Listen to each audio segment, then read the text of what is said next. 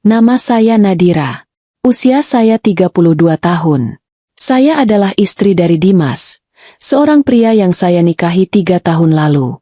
Saya pikir pernikahan itu didasari cinta, setidaknya dari pihak saya. Dari pihaknya, saya baru sadar, itu adalah transaksi. Latar belakang saya sederhana saja. Saya adalah pewaris tunggal kerajaan bisnis ayah saya, sebuah perusahaan logistik dan kargo yang merajai pelabuhan. Ayah mendidik saya keras. Saya mengerti angka, saya mengerti kontrak, dan saya mengerti manusia. Ketika ayah meninggal, perusahaan itu jatuh ke tangan saya. Saya tidak hanya mempertahankannya, saya mengembangkannya. Dimas, suami saya, berasal dari latar belakang yang berbeda. Dia tampan, karismatik, dan tahu persis apa yang harus dikatakan. Kami bertemu di sebuah pameran seni. Dia bekerja di galeri. Saya sibuk dan kesepian. Dia menawarkan perhatian. Kami menikah 6 bulan kemudian. Saya memberinya posisi tinggi di perusahaan, wakil direktur, sebuah jabatan yang terdengar mentereng namun tidak memiliki akses ke aset inti. Situasi rumah tangga kami berjalan di atas permukaan yang tipis. Kami tinggal di rumah warisan ayah saya. Rumah yang terlalu besar, terlalu sepi, dan terlalu mewah. Masalah utama bukanlah Dimas. Masalah utama adalah ibunya, Winda. Ibu mertua saya adalah wanita yang penuh dengan kepahitan. Dia merasa putranya, yang begitu tampan, berhak mendapatkan lebih. Dia pindah ke rumah kami sebulan setelah pernikahan, dengan alasan membantu Nadira yang sibuk.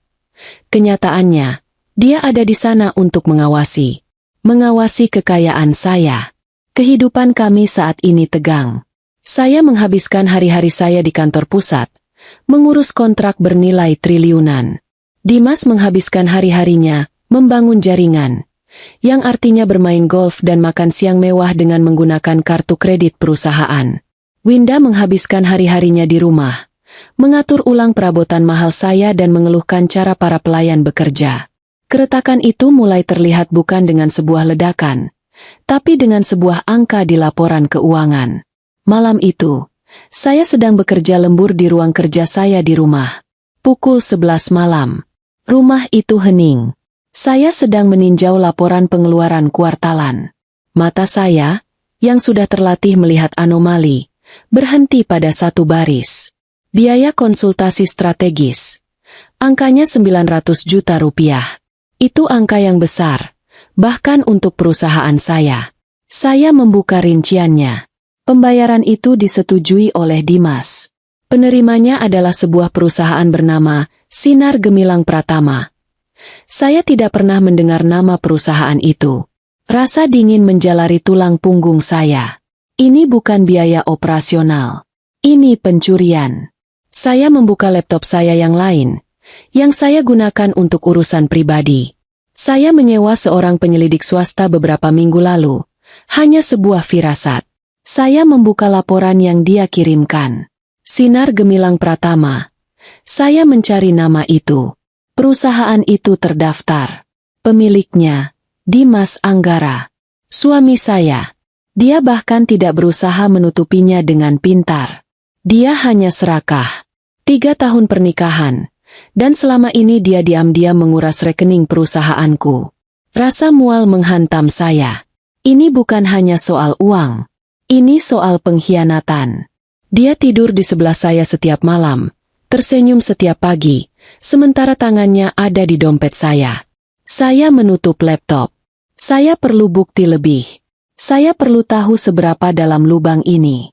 Makan malam keesokan harinya adalah neraka yang dingin.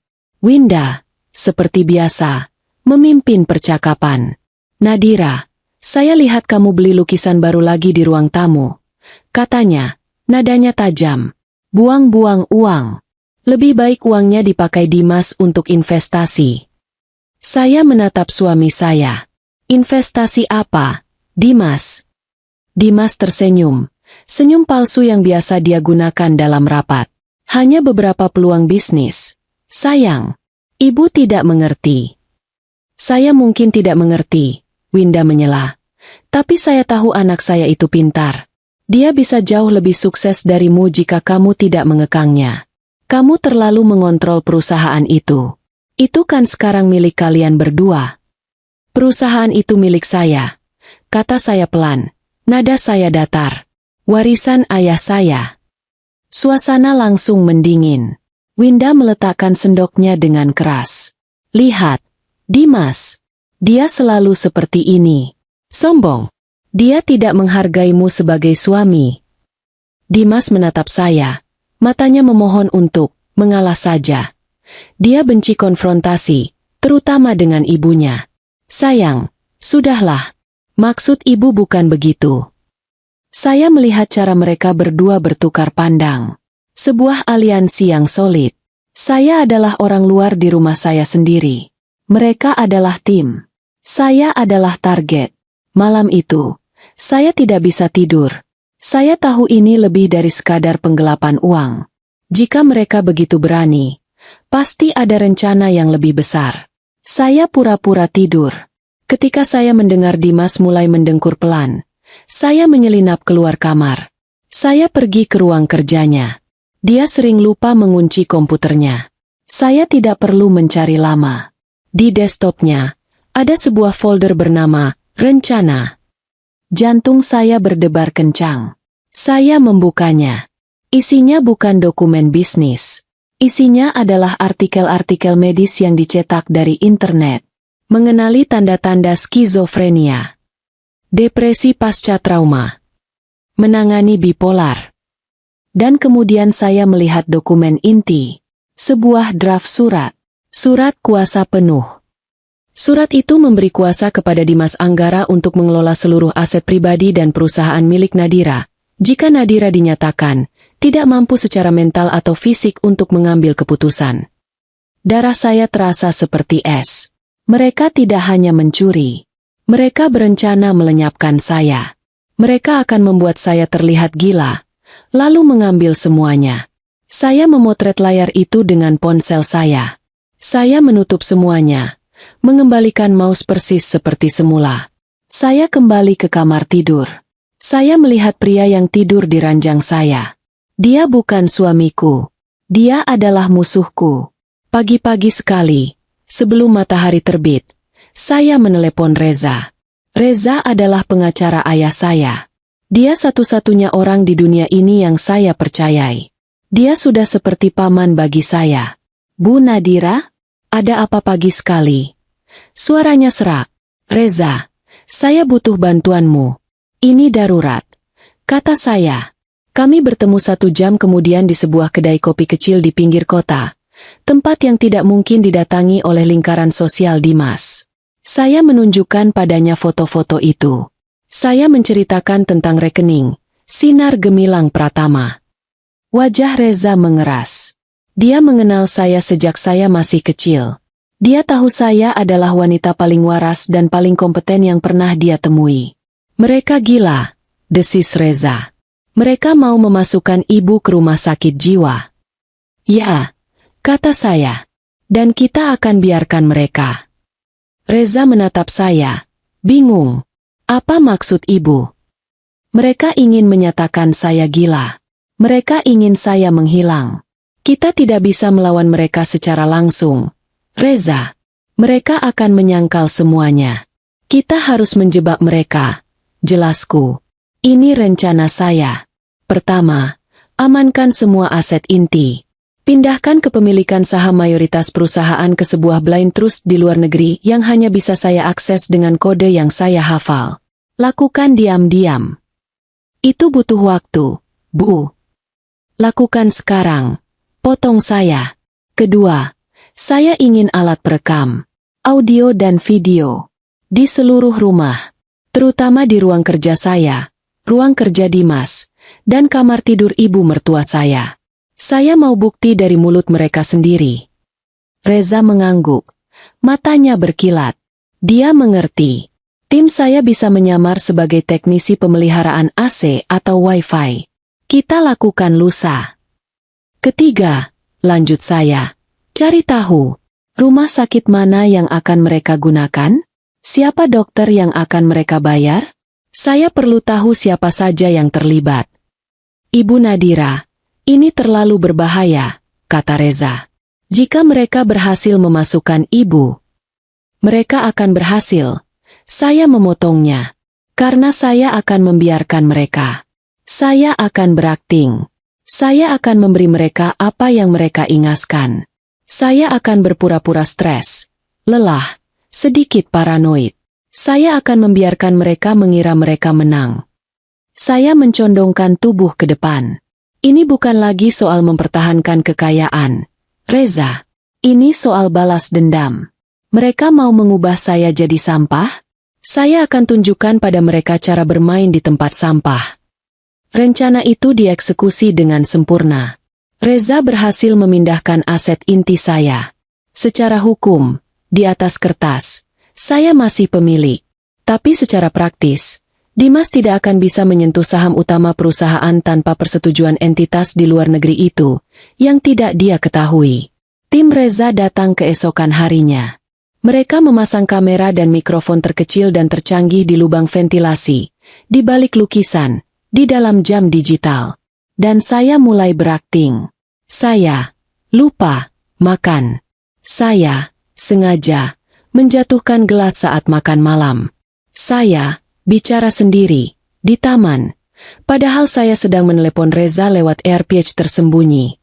Saya melihat Dimas dan Winda saling berpandangan. Mereka tersenyum. Senyum predator yang melihat mangsanya melemah.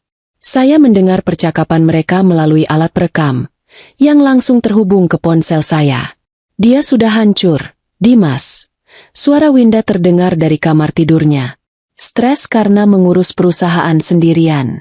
Dia tidak kuat. Sudah waktunya kamu mengambil alih. Sabar, Ibu. Sedikit lagi. Jawab Dimas. Dokter Fadli sudah siap. Kita hanya perlu satu pemicu besar. Dokter Fadli. Reza sudah menemukan namanya. Seorang psikiater dengan reputasi buruk, sering menjadi saksi ahli bayaran, dan kebetulan teman lama Winda dari kampung halamannya. Saya tahu waktunya sudah dekat. Mereka sedang menyiapkan panggung. Saya hanya perlu menunggu kapan tirai akan dibuka. Saya harus memastikan, ketika saya dilenyapkan, semua bukti sudah terkumpul. Saya harus tenang. Saya harus menjadi aktris terbaik dalam hidup saya. Ini adalah pertarungan terakhir. Dan saya tidak berencana untuk kalah. Surga saya sudah retak. Dan saya akan memastikan mereka berdua jatuh ke dalam neraka yang mereka ciptakan. Saya sengaja bekerja tanpa henti selama 2 hari penuh. Saya benar-benar menyelesaikan negosiasi kontrak baru dengan klien dari Jepang. Sebuah kesepakatan besar yang akan menambah nilai perusahaan. Tapi konsekuensinya, saya benar-benar kelelahan. Kantong mata saya menghitam. Rambut saya berantakan. Saya berjalan ke meja makan dengan jubah tidur saya, pura-pura limbung. Ini adalah kombinasi sempurna antara kelelahan asli dan akting yang disengaja. Dimas langsung menyambut saya dengan senyum prihatin yang palsu. Ya Tuhan, Nadira, kamu terlihat mengerikan, sayang. Dia memegang lengan saya. Cengkeramannya sedikit terlalu erat. Aku hanya lelah, kata saya lirih, memainkan peran sebagai wanita rapuh. Winda, yang sudah duduk rapi di meja makan, menyeruput tehnya dengan tatapan tajam. Lelah? Kamu itu sakit, Nadira. Sakit jiwa. Lihat dirimu di cermin. Saya menunduk, pura-pura gemetar. Sudah, Ibu, kata Dimas, masih dengan nada suami pelindung. Aku sudah panggilkan dokter pribadi kita. Hanya untuk memeriksa vitaminmu. Dia akan datang sebentar lagi. Jantung saya berdebar. Inilah saatnya. Dokter pribadi kita. Kami tidak punya dokter pribadi.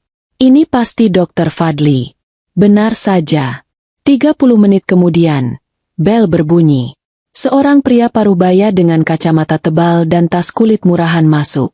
Dia bukan dokter keluarga kami yang biasa, yang mengenalku sejak kecil. Ini orang asing. Dokter Fadli, terima kasih sudah datang. Sapa Winda dengan ramah, terlalu ramah. Silakan duduk. Ini, menantu saya, Nadira. Dokter Fadli duduk di seberang saya. Dia tidak mengeluarkan stetoskop. Dia mengeluarkan buku catatan dan pulpen. "Selamat pagi, Bu Nadira," katanya. Suaranya datar. "Suami Anda bilang Anda merasa tidak sehat." "Saya hanya lelah," ulang saya. "Dia tidak hanya lelah, Dok." Winda memotong dengan cepat. "Dia ini sudah aneh. Dia sering bicara sendiri. Dia menuduh saya dan Dimas mau merampoknya." Saya menatap Winda. "Bagus. Katakan itu." Kamera di jam dinding tepat di atas kepalamu sedang merekam. Dokter Fadli menatap saya. "Apa itu benar, Bu Nadira? Apa Ibu merasa orang-orang di sekitar Ibu punya niat jahat?" Ini adalah pertanyaan jebakan. Saya pura-pura bingung. Saya tidak tahu. Saya hanya merasa tertekan. "Dia paranoid, Dok," seru Winda lagi. "Kemarin dia bahkan menuduh saya mau meracuni kopinya. Iya kan, Dimas?" Dimas mengangguk dengan wajah sedih. "Dia tidak tidur, Dok. Dia selalu berjalan mondar-mandir di malam hari. Saya khawatir dia akan melukai dirinya sendiri." Kebohongan. Saya tidur nyenyak, meski sebentar.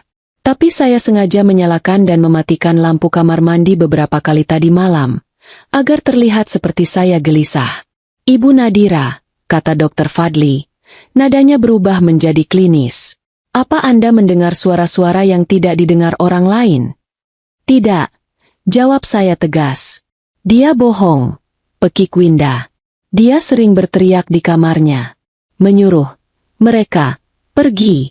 Saya dengar sendiri." Ini adalah pementasan yang luar biasa. Mereka berdua bekerja sama dengan sangat baik. "Saya tidak pernah berteriak," kata saya, mencoba membela diri, agar terlihat wajar. Dokter Fadli mengabaikan saya.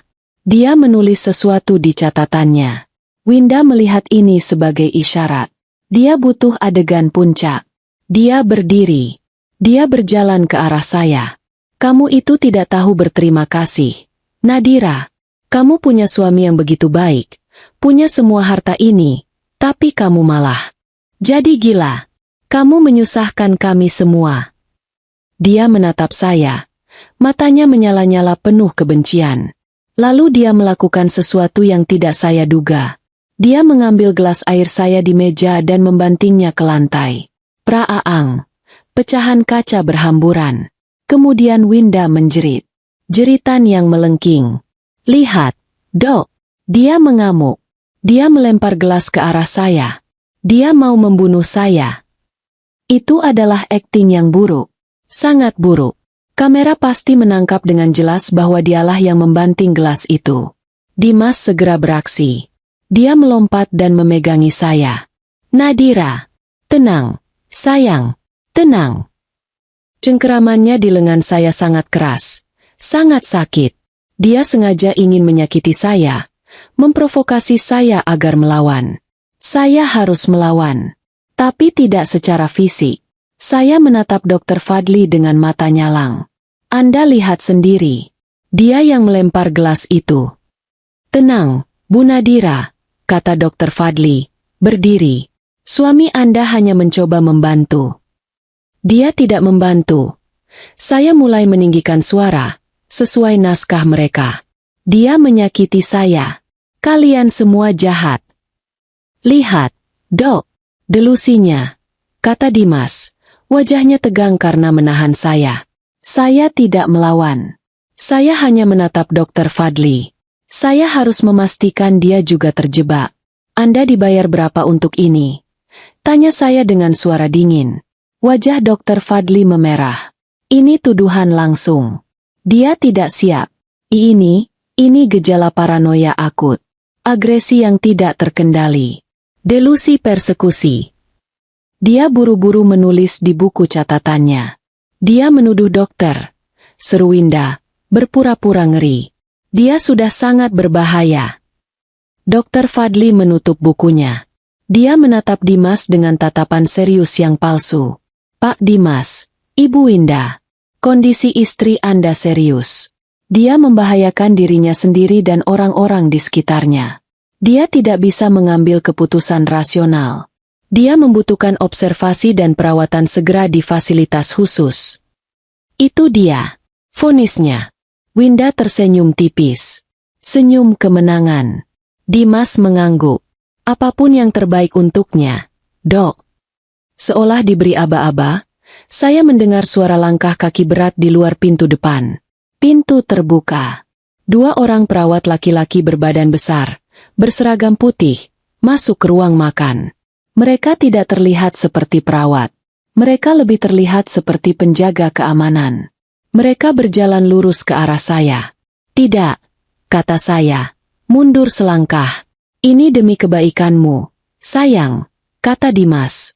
Kedua perawat itu memegang lengan saya. Cengkeraman mereka seperti baja. Saya tidak berteriak. Saya tidak meronta. Saya sudah tahu ini akan terjadi.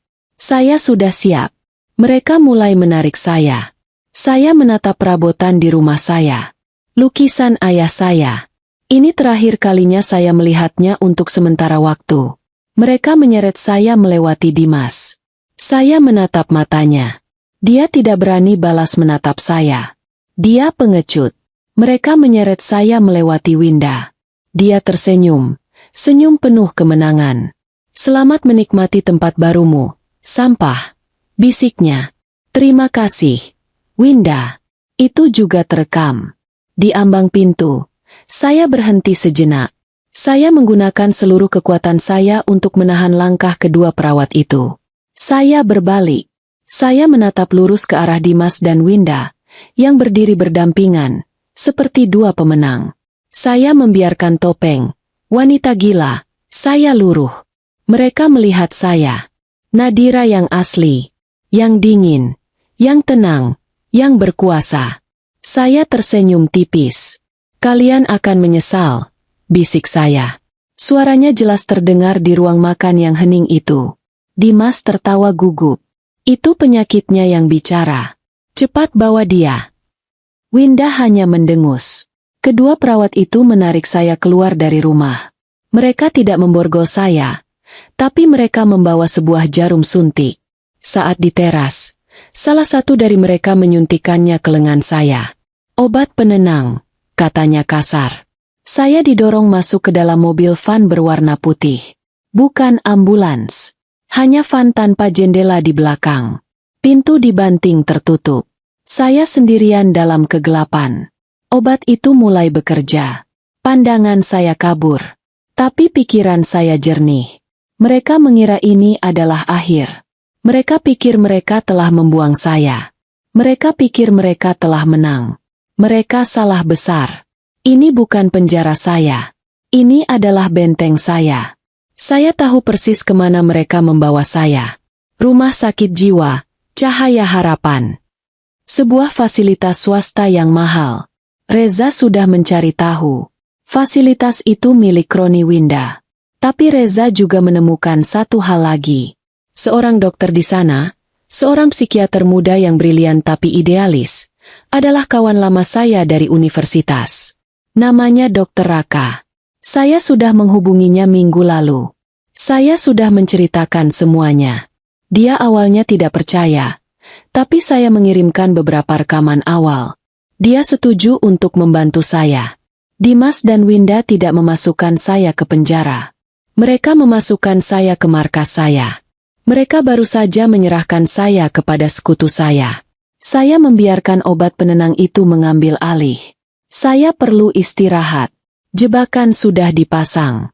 Umpannya sudah kulempar. Sekarang, saya hanya perlu menunggu tikus-tikus itu masuk lebih dalam. Saya tersenyum dalam kegelapan. Mereka akan menyesal. Sangat menyesal. Van putih itu berhenti mendadak. Pintunya terbuka.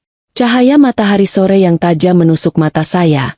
Setelah hampir 1 jam dalam kegelapan yang diinduksi obat, 2 perawat berbadan besar itu menarik saya keluar. Tanpa kelembutan. Kami berdiri di depan sebuah gedung yang tampak bersih dan modern. Panti Rehabilitasi Cahaya Harapan. Namanya terdengar seperti sebuah lelucon yang kejam. Di balik dinding bercat krem itu, saya tahu, harapan adalah barang langka. Kami masuk melalui lobi yang steril. Bau disinfektan dan obat-obatan langsung menusuk hidung. Seorang wanita di meja resepsionis menatap saya tanpa minat. Seolah saya adalah perabot baru yang rusak. Nadira, pasien baru. Kiriman Dr. Fadli. Kamar isolasi 301. Kata salah satu perawat.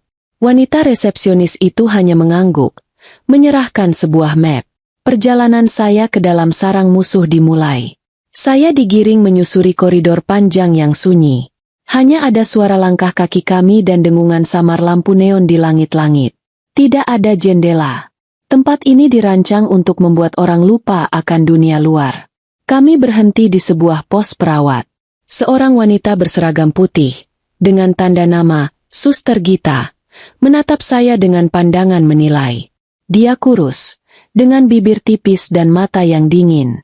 Dia pasti orangnya Winda. Buka semua pakaianmu, perintahnya. Suaranya datar. Saya menatapnya. Kamu tuli? Buka. Bentaknya. Disinilah pelecehan itu dimulai. Mereka ingin menghancurkan mental saya. Mereka ingin saya merasa tidak berdaya, telanjang, dan kotor.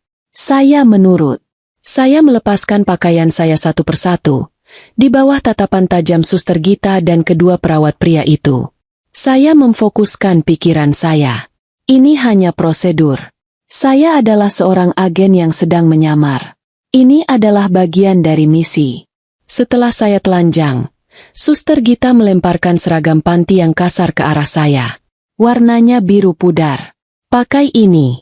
Semua barang pribadimu akan disimpan. Artinya, dirampas. Dia mengambil cincin kawin saya. Ini juga. Itu. Saya memulai. Di sini kamu tidak punya apa-apa. Potongnya. Mereka membawa saya ke kamar 301. Kamar itu kecil. Sebuah ranjang besi tertanam di lantai. Sebuah toilet dan wastafel baja di sudut. Dan sebuah jendela kecil di bagian atas dinding, terpasang terali besi tebal, menghadap ke dinding bata gedung lain. Pintu besi itu dibanting tertutup. Kunci. Saya mendengarnya berbunyi. Saya sendirian. Saya duduk di tepi ranjang. Kasurnya tipis dan berbau apek. Saya menarik napas dalam-dalam. Dingin. Sunyi. Saya harus bertahan. Reza tahu saya di sini. Raka tahu saya di sini. Malam pertama adalah yang terberat. Saya tidak diberi makan malam. Pasien baru harus puasa untuk observasi, kata Suster Gita melalui lubang kecil di pintu. Itu adalah kebohongan lain. Mereka hanya ingin membuat saya kelaparan. Saya mendengar suara-suara dari koridor. Jeritan tertahan. Tangisan pelan. Langkah kaki mondar-mandir. Ini adalah tempat penderitaan nyata. Saya harus berhati-hati agar tidak terjerat dalam keputusasaan yang nyata di sekitar saya. Pagi harinya, pintu terbuka. Suster Gita masuk. Waktunya obat. Dia membawa nampan kecil dengan cangkir kertas berisi air dan beberapa pil berwarna cerah. Saya tidak perlu obat, kata saya pelan. Dia tertawa. Tawa yang kering dan tidak menyenangkan. Di sini, semua orang perlu obat, terutama kamu, Nona, Ratu. Ini perintah Dr. Fadli. Dosis tinggi. Dia mengulurkan pil itu. Saya tahu ini adalah obat penenang berat. Obat yang akan membuat saya menjadi zombie. Saya tidak boleh meminumnya. Minum. Perintahnya. Saya menggeleng. Dia memberi isyarat. Dua perawat pria yang kemarin masuk. Mereka memegangi saya dengan kasar. Suster Gita membuka paksa mulut saya dan memasukkan pil itu. Menuangkan air hingga saya tersedak dan terpaksa menelannya. Rasanya pahit. Mereka meninggalkan saya. Terkunci lagi. Saya segera berlari ke toilet dan memuntahkan semuanya. Saya memuntahkan air dan pil-pil itu. Sampai perut saya terasa perih. Saya harus mengeluarkannya sebelum larut. Ini tidak bisa berlangsung lama. Saya akan melemah jika terus begini. Saya butuh Raka. Hari kedua, saya diizinkan keluar dari kamar isolasi. Saya digiring ke ruang bersama. Beberapa pasien lain duduk di sana. ada yang menatap dinding, ada yang bergumam sendiri, ada yang menangis pelan di sudut. Suster Gita dan beberapa perawat lain mengawasi kami seperti elang. Saya duduk di kursi plastik. Saya harus terlihat sakit. Saya memilih satu titik di dinding yang retak dan menatapnya. Saya tidak bergerak. Saya tidak berkedip. Saya hanya menatap. Saya membiarkan rambut saya menutupi sebagian wajah saya. Saya harus terlihat putus asa, hancur. 1 jam berlalu. 2 jam. Kemudian, saya mendengarnya. Suara yang berbeda. Selamat pagi. Saya Dr. Raka. Saya akan melakukan evaluasi harian. Jantung saya berdebar sedikit lebih cepat. Jangan menoleh. Jangan bereaksi. Saya mendengar langkah kakinya mendekat. Dia berbicara dengan beberapa pasien lain dengan suara yang tenang dan lembut. Dia sangat berbeda dari para perawat. Kemudian, dia berdiri di depan saya. Selamat pagi, katanya. Kamu pasti Nadira. Saya tidak bergerak. Saya terus menatap dinding. Saya harus memainkan peran saya. Nadira? Dia bertanya lagi, lebih lembut. Saya perlahan menoleh. Saya menatapnya. Wajahnya masih sama seperti di universitas. Lebih dewasa, lebih lelah, tapi matanya masih sama. Jujur. Saya membiarkan mata saya terlihat kosong, putus asa. File Anda mengatakan Anda sangat tertekan. Katanya, duduk di kursi di seberang saya. Suster Gita mengawasi dari seberang ruangan. Mereka bilang saya gila. Bisik saya. Suara saya serak. Apa kamu merasa gila? Tanyanya. Saya menatapnya. Ini adalah sinyal kami. Saya merasa dijebak. Kata saya.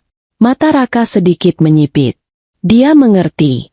Dijebak oleh pikiranmu sendiri? Tanyanya. Memainkan perannya untuk Suster Gita. Dijebak oleh mereka. Saya bersikeras pelan. Suamiku. Ibunya. Mereka mau semuanya. Raka mengangguk perlahan. Delusi persekusi. Itu yang tertulis di sini. Dia mengetuk mapnya. Ibu Nadira. Saya ingin melakukan evaluasi lebih mendalam. Di kantor saya. Privasi lebih terjaga. Suster Gita mendekat. Dia pasien Dr. Fadli. Dok, dia tidak butuh evaluasi tambahan. Raka menatap Suster Gita. Tatapannya tenang namun penuh otoritas.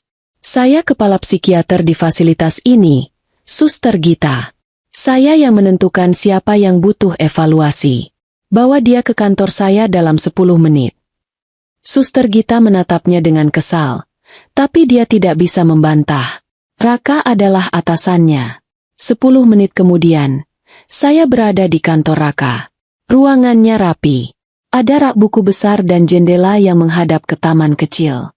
Pemandangan yang manusiawi. Raka menutup pintu.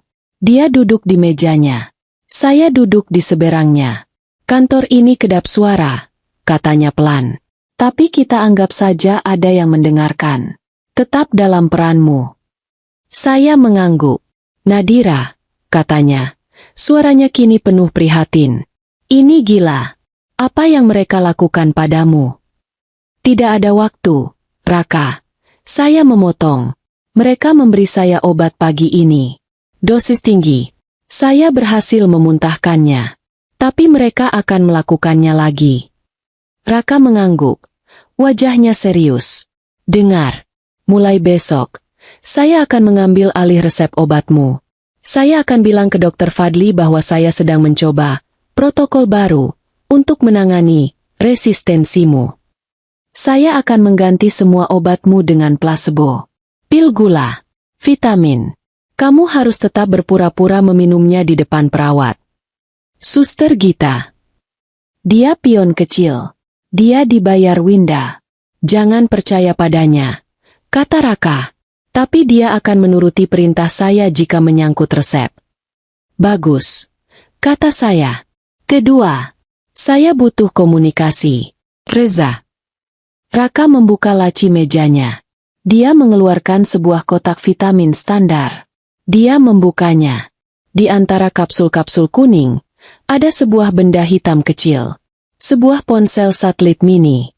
Sangat tipis. Ini sudah diisi daya. Hanya bisa menghubungi satu nomor. Reza. Dan Reza bisa menghubungimu. Jangan gunakan untuk hal lain. Sinyalnya terenkripsi. Tapi jangan gunakan kecuali benar-benar darurat atau di tengah malam saat semua orang tidur. Sembunyikan ini. Saya mengambilnya. Bagaimana saya menyembunyikannya? Di dalam kasurmu. Ada sobekan kecil di jahitan bawah. Saya sudah memeriksanya tadi pagi saat inspeksi kamar. Letakkan di kotak vitamin plasebo ini untuk sementara. Bawa vitamin ini sebagai obat barumu. Saya mengangguk, memasukkan ponsel kecil itu ke dalam saku seragam saya yang longgar. Apa rencanamu sekarang, Nat? Tanya Raka. Reza sudah mengamankan aset utamamu.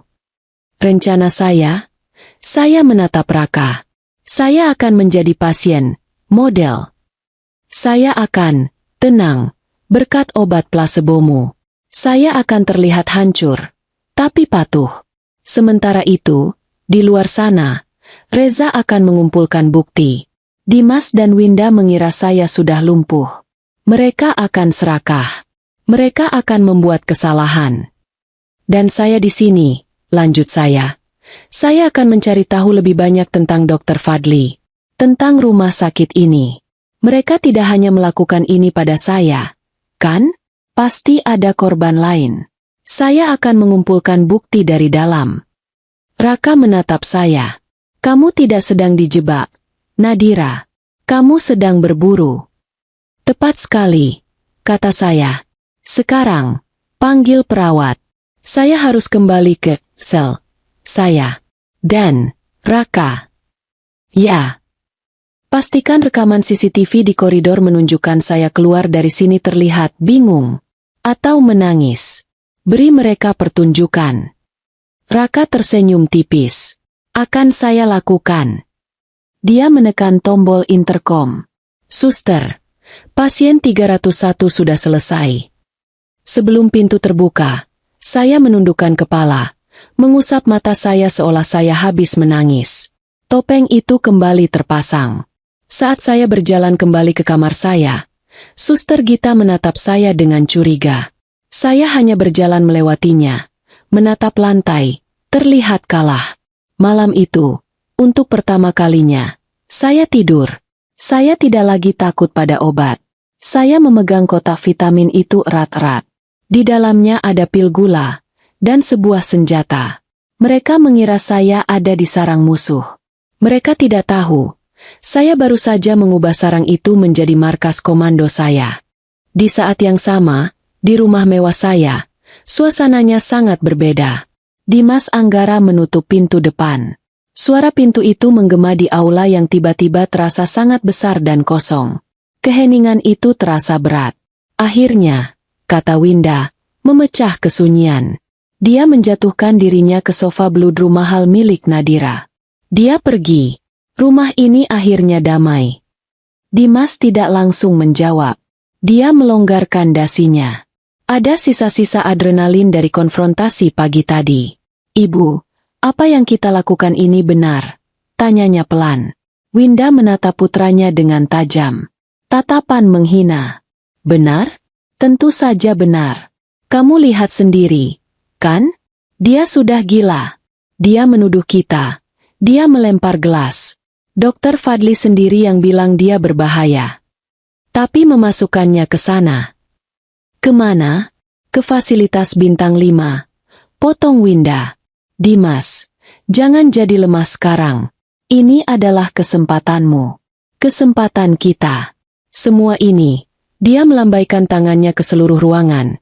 Seharusnya milikmu. Dimas menatap sekeliling. Lukisan mahal. Perabot impor. Kemewahan yang selama ini dia nikmati. Tapi tidak pernah benar-benar dia miliki. Nadira selalu mengontrol keuangannya. Nadira yang selalu memegang kendali. Sekarang, Nadira tidak ada. Keserakahan mulai mengalahkan rasa bersalahnya yang tipis. Ibu benar, kata Dimas. Suaranya kini lebih mantap. Dia sakit. Dia tidak bisa mengurus ini semua. Aku hanya mengamankan aset. Untuknya. Untuk kita. Winda tersenyum. Putranya sudah kembali. Nah, itu baru anak ibu. Sekarang, apa langkah pertama? Kamu sudah pegang surat kuasanya, kan? Dimas mengangguk. Dia menepuk tas kerjanya. Di dalamnya ada dokumen yang dia siapkan berbulan-bulan lalu. Surat kuasa penuh, yang dia palsukan tanda tangan Nadira di atasnya. Dan yang lebih penting, surat keterangan dari Dr. Fadli yang menyatakan Nadira tidak mampu secara mental untuk mengelola asetnya. Langkah pertama, kata Dimas, kita butuh uang tunai. Banyak. Nadira terlalu ketat dengan rekening operasional. Jual sesuatu, kata Winda enteng. Jual saham-sahamnya. Dia punya banyak sekali saham di perusahaan lain, kan? Yang dia beli sebagai investasi pribadi. Itu ide bagus, kata Dimas. Keesokan harinya, Dimas berjalan masuk ke kantor pialang saham pribadinya. Dia merasa seperti raja. Dia memakai setelan jas termahalnya. Dia bukan lagi suami Nadira. Hari ini, dia adalah pemilik. Dia duduk di depan manajer akunnya, seorang pria bernama Aryo. Pak Dimas, tumben sekali. Biasanya Bu Nadira yang selalu. Nadira sedang tidak sehat, potong Dimas. Dia kelelahan mental. Dia dirawat. Aryo mengangkat alisnya. Dimas meletakkan surat-surat itu di meja. Surat dari Dr. Fadli. Dan surat kuasa penuh yang palsu. Saya mengambil alih pengelolaan portofolionya untuk sementara waktu. Aryo melihat dokumen itu. Dia seorang profesional. Dia melihat surat berkop rumah sakit jiwa. Dia melihat surat kuasa yang tampak legal. Tapi ini transaksi besar. Pak Dimas, ini portofolio bernilai ratusan miliar. Untuk melikuidasi sebagian saja. Saya tidak mau melikuidasi sebagian, kata Dimas. Saya mau jual semua saham di Bank BCA, Bank Mandiri, dan Telkom. Segera, transfer uangnya ke rekening pribadi saya. Saya mau mengalihkannya ke investasi yang lebih aman. Aryo terkejut. Semua? Pak Dimas, itu keputusan besar. Mungkin kita harus menunggu Bu Nadira. Apa kamu tidak dengar? Suara Dimas menjadi dingin. Dia tidak sehat. Saya yang memegang kuasa. Lakukan saja. Atau saya pindahkan seluruh portofolio ini ke pialang lain pagi ini juga. Ancaman itu berhasil. Aryo, takut kehilangan klien besar, akhirnya mengangguk. Baik, Pak. Tapi sesuai prosedur. Saya harus menghubungi penasihat hukum terdaftar di akun ini. Pak Reza. Jantung Dimas berdebar sejenak. Reza, pengacara tua yang selalu setia pada Nadira. Silakan, kata Dimas, berusaha terlihat tenang. Di kantornya, Reza menerima telepon dari Aryo. Dia mendengarkan dengan saksama. Ya, saya mengerti. Pak Dimas mengambil alih. Ya, kami menyadari situasi kesehatan Bu Nadira yang malang ini. Ini masalah keluarga yang sangat pelik. Reza memainkan perannya dengan sempurna. Jadi, kami memberi persetujuan. Tanya Aryo, lega. Jangan halangi, kata Reza. Tapi pastikan Anda mengirimkan salinan setiap transaksi, setiap slip penjualan, dan nomor rekening tujuan ke kantor saya. Kami perlu menyimpan catatan yang rapi untuk arsip. Tentu, Pak Reza. Terima kasih. Telepon ditutup. Reza tersenyum dingin. Tikus itu memakan umpannya, gumamnya. Dia segera mencetak email konfirmasi dari Aryo. Bukti pertama telah didapat. Penipuan dan pemalsuan surat kuasa sudah dimulai. Dalam 24 jam, rekening pribadi Dimas, yang biasanya hanya berisi beberapa puluh juta, tiba-tiba kebanjiran uang. Lebih dari 150 miliar rupiah masuk. Dimas merasa pusing. Dia belum pernah melihat angka nol sebanyak itu atas namanya. Dia pulang ke rumah, menunjukkan laporan bank itu kepada ibunya. Winda menjerit gembira. Ini dia. Ini baru hidup. Kita berhasil, Dimas. Kita kaya. Ini baru permulaan, Ibu, kata Dimas. Keserakahan kini sepenuhnya menguasai dirinya. Mereka harus merayakannya.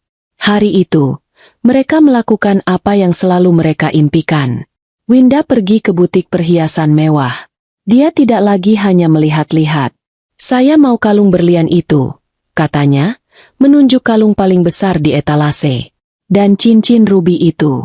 Engkus. Dia menghabiskan hampir 5 miliar rupiah dalam 1 jam. Dia memakainya langsung, keluar dari toko dengan dagu terangkat.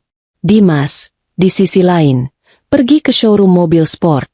Dia meninggalkan sedan mewahnya, yang sebenarnya milik Nadira, dan pulang mengendarai Ferrari merah terbaru. Bagaimana penampilanku, Ibu? Tanyanya saat tiba di rumah, merasa seperti bintang film. Sempurna, Nak, sempurna. Mereka mengadakan pesta makan malam-malam itu. Hanya mereka berdua.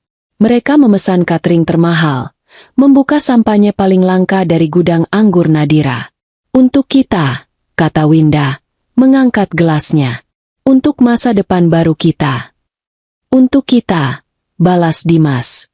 Mereka tertawa, mabuk oleh kekayaan dan kekuasaan. Mereka sama sekali tidak memikirkan Nadira. Bagi mereka, Nadira sudah selesai.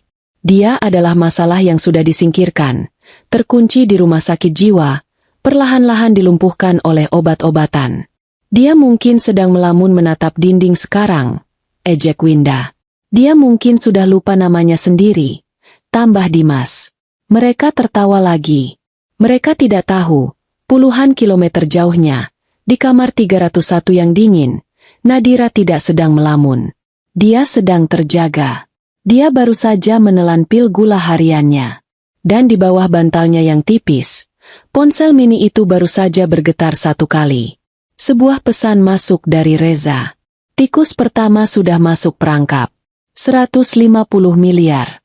Bukti penjualan dan transfer sudah diamankan. Nadira menatap dinding bata di luar jendelanya yang kecil. Dia tidak tertawa. Dia hanya tersenyum tipis dalam kegelapan. Teruslah berpesta, bisiknya pada angin malam. Habiskan uangnya. Semakin banyak kalian habiskan, semakin dalam kuburan yang kalian gali sendiri. Rutinitas saya di Rumah Sakit Jiwa Cahaya Harapan telah terbentuk. Saya adalah pasien teladan.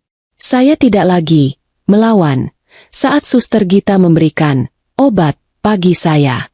Saya menelan cangkir kertas berisi pil gula dan vitamin yang diberikan Dokter Raka, di bawah tatapan tajam perawat. Saya berpura-pura menjadi lebih tenang, lebih kosong. Efek placebo yang saya ciptakan sendiri adalah saya terlihat jinak. Saya diizinkan lebih banyak waktu di ruang bersama. Saya tidak banyak bicara. Saya duduk, terkadang membaca buku-buku usang dari perpustakaan panti, atau hanya menatap keluar jendela taman. Saya mengamati. Saya mendengarkan. Saya melihat pasien lain, yang benar-benar menderita. Saya melihat perawat yang kelelahan, dan beberapa yang kejam seperti Suster Gita. Saya menyimpan semua informasi itu. Saya mendengar Suster Gita sering bertelepon di pos perawat. Suaranya pelan dan marah. Dia sering menyebut nama Ibu Winda. Dia jelas sedang melapor. Dokter Raka mengunjungiku setiap 2 hari sekali untuk sesi evaluasi. Kami duduk di kantornya yang kedap suara. Perkembanganmu bagus, Nadira, katanya, sambil menulis di map palsu saya. Suster Gita melaporkan kamu jauh lebih kooperatif. Obatnya bekerja. Bagaimana di luar? Tanya saya pelan. Reza sedang bekerja. Tikus-tikus itu sedang berpesta pora dengan umpan yang kamu berikan. Mereka menghabiskan uangmu seperti tidak ada hari esok. Ferrari baru untuk Dimas. Perhiasan 5 miliar untuk Winda. Rasa mual menjalari saya. Bukan karena uangnya, tapi karena betapa cepatnya mereka menari di atas kuburan saya yang palsu. Mereka serakah, kata saya. Dan orang serakah selalu ceroboh. Ada kabar baru, kata Raka. Nadanya menjadi serius. Ibumu, maksud saya, ibu mertuamu, akan datang menjengukmu besok. Jantung saya berhenti sejenak. Winda, datang ke sini. Dia pasti ingin melihat hasil investasinya, kata saya dingin. Dia ingin melihat saya hancur. Tepat, kata Raka. Dan kita akan memberinya pertunjukan. Tapi kali ini, kita akan merekamnya. Kantor saya terhubung dengan ruang observasi di sebelah. Ada kaca satu arah dan sistem audio. Saya akan mengatur agar kunjungan itu dilakukan di sana. Saya akan bilang itu prosedur standar untuk memantau interaksi pasien yang masih labil. Dia tidak akan setuju jika dia tahu Anda mengawasi. Dia tidak akan tahu.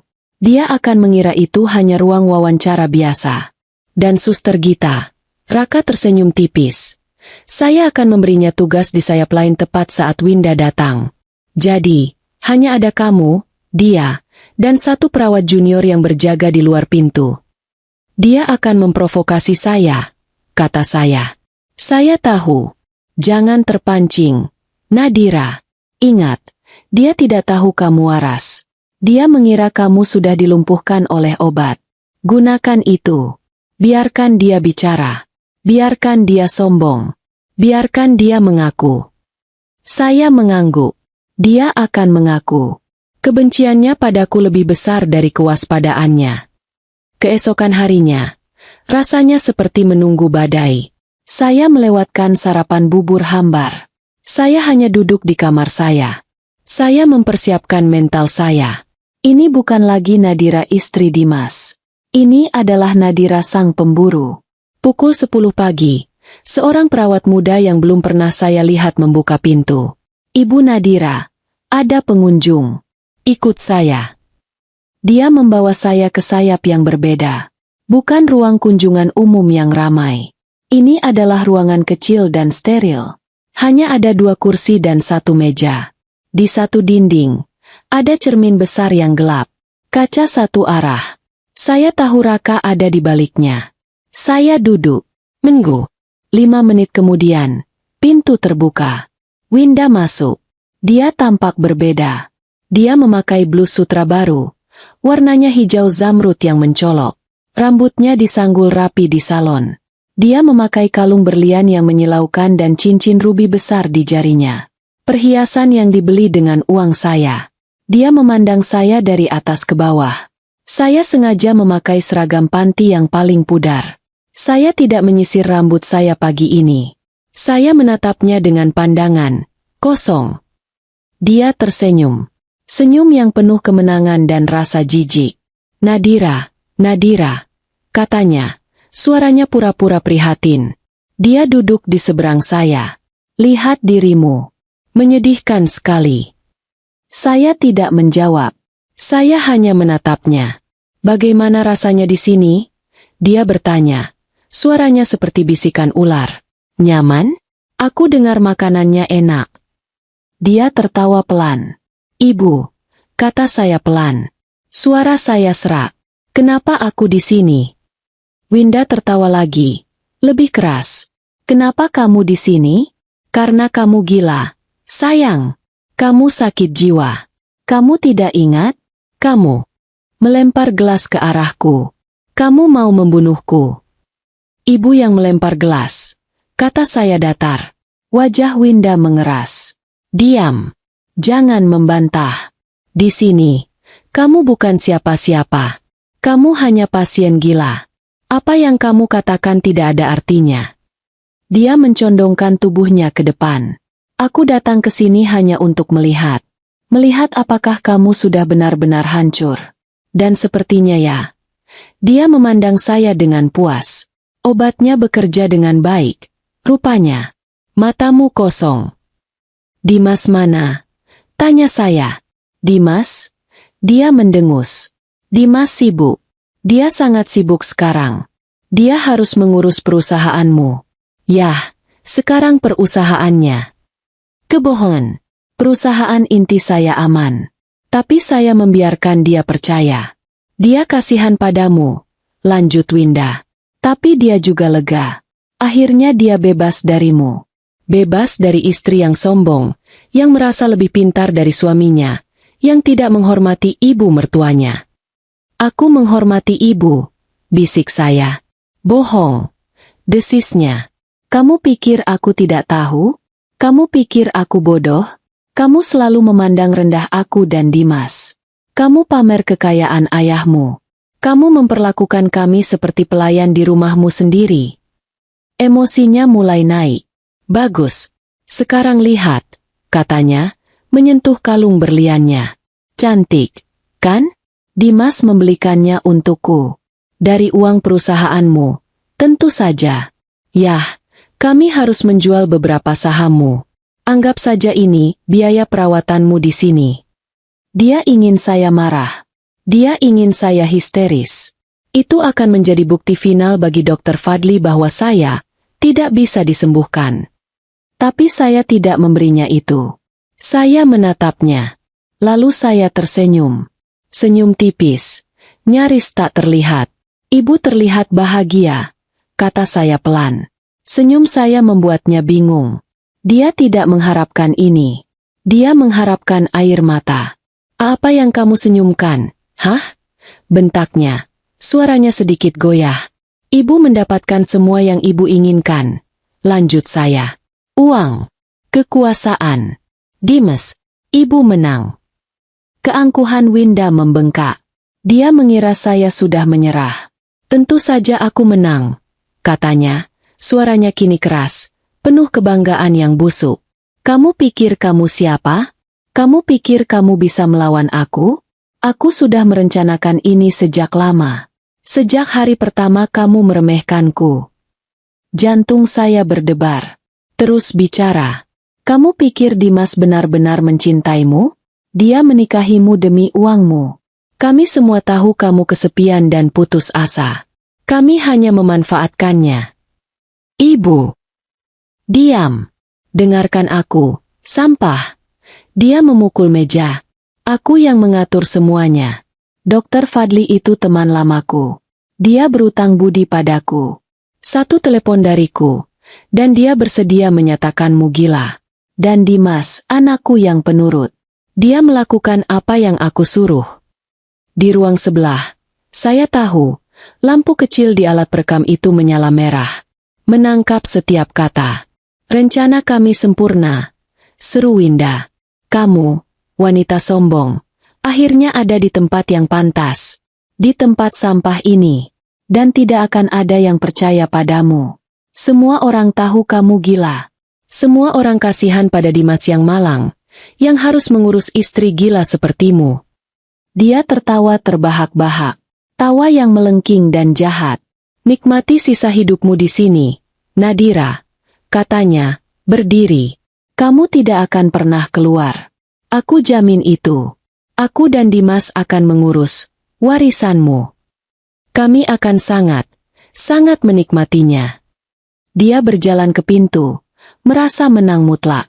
Dia berhenti. Menoleh ke saya untuk terakhir kalinya. Oh, dan jangan repot-repot mengadukan ini pada dokter rakamu yang sok baik itu. Dia tidak bisa berbuat apa-apa. Statusmu sudah permanen. Pasien gangguan jiwa berat. Dia tertawa lagi. Lalu keluar. Pintu ditutup. Saya duduk sendirian di ruangan itu. Keheningan terasa memekakan telinga setelah ledakan kebencian Winda. Saya tidak bergerak. Saya hanya menatap cermin gelap itu. Perlahan, saya mengangkat tangan dan mengusap air mata palsu yang tadi saya siapkan di sudut mata saya. Lalu, topeng kosong itu luruh. Saya menatap pantulan saya sendiri di cermin. Saya tahu Raka sedang melihat. Saya tersenyum. Siksaan itu telah menjadi bumerang. Winda tidak sedang menjenguk pasien gila. Dia baru saja menandatangani surat pengakuannya sendiri di depan saksi bisu yang merekam segalanya. Uang 150 miliar dari penjualan saham habis lebih cepat dari yang Dimas bayangkan.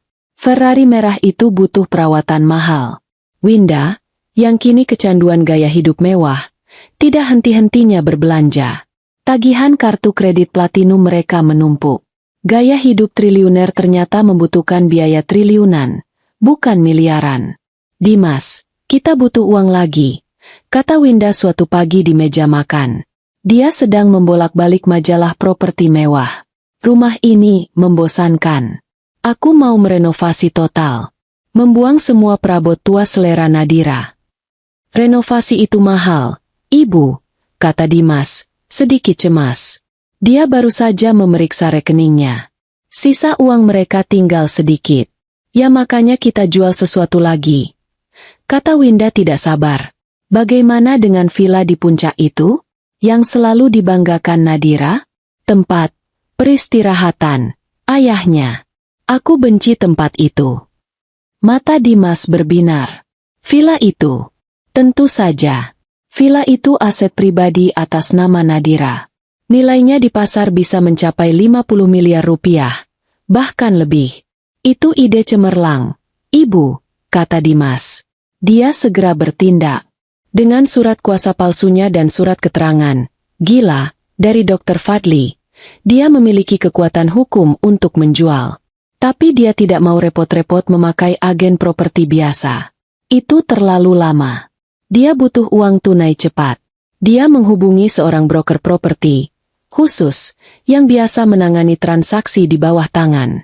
Saya punya villa di puncak, atas nama istri saya. Saya mau jual cepat. Di bawah harga pasar tidak masalah. Yang penting tunai, minggu ini juga, katanya.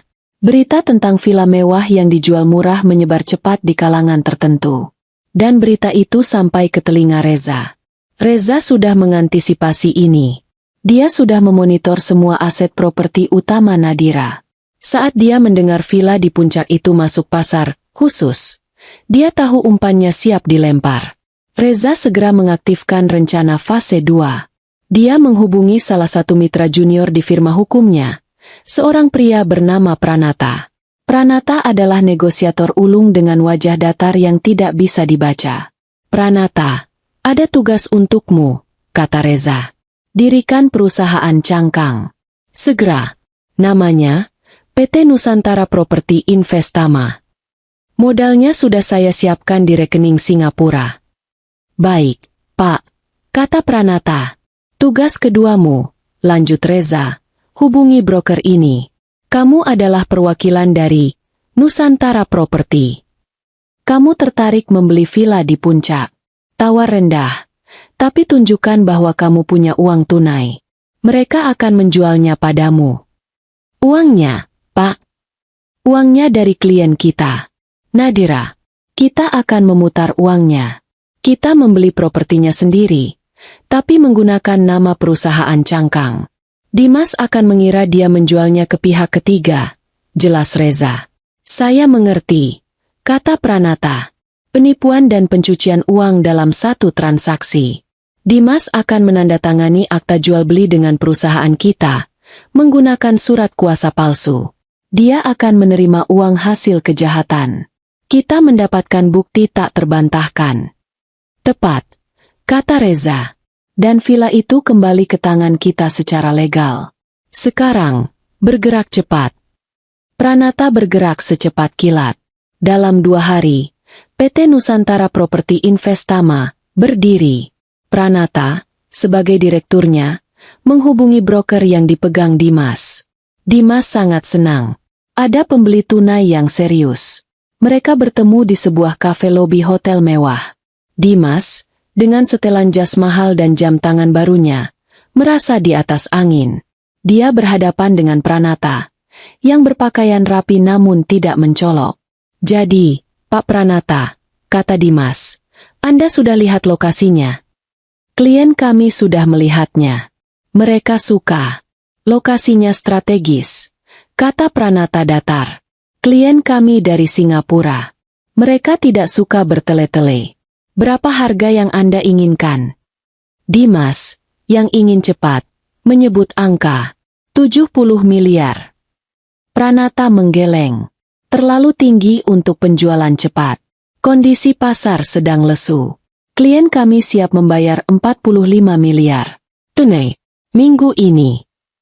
Dimas sedikit kecewa, tapi godaan 45 miliar tunai terlalu besar. 50, tawar Dimas. Pranata berpura-pura berpikir sejenak. 50 miliar. Baik, dengan satu syarat. Penandatanganan akta jual beli, AJB, di notaris pilihan kami, lusa. Uang akan ditransfer di hari yang sama. Setuju, kata Dimas cepat.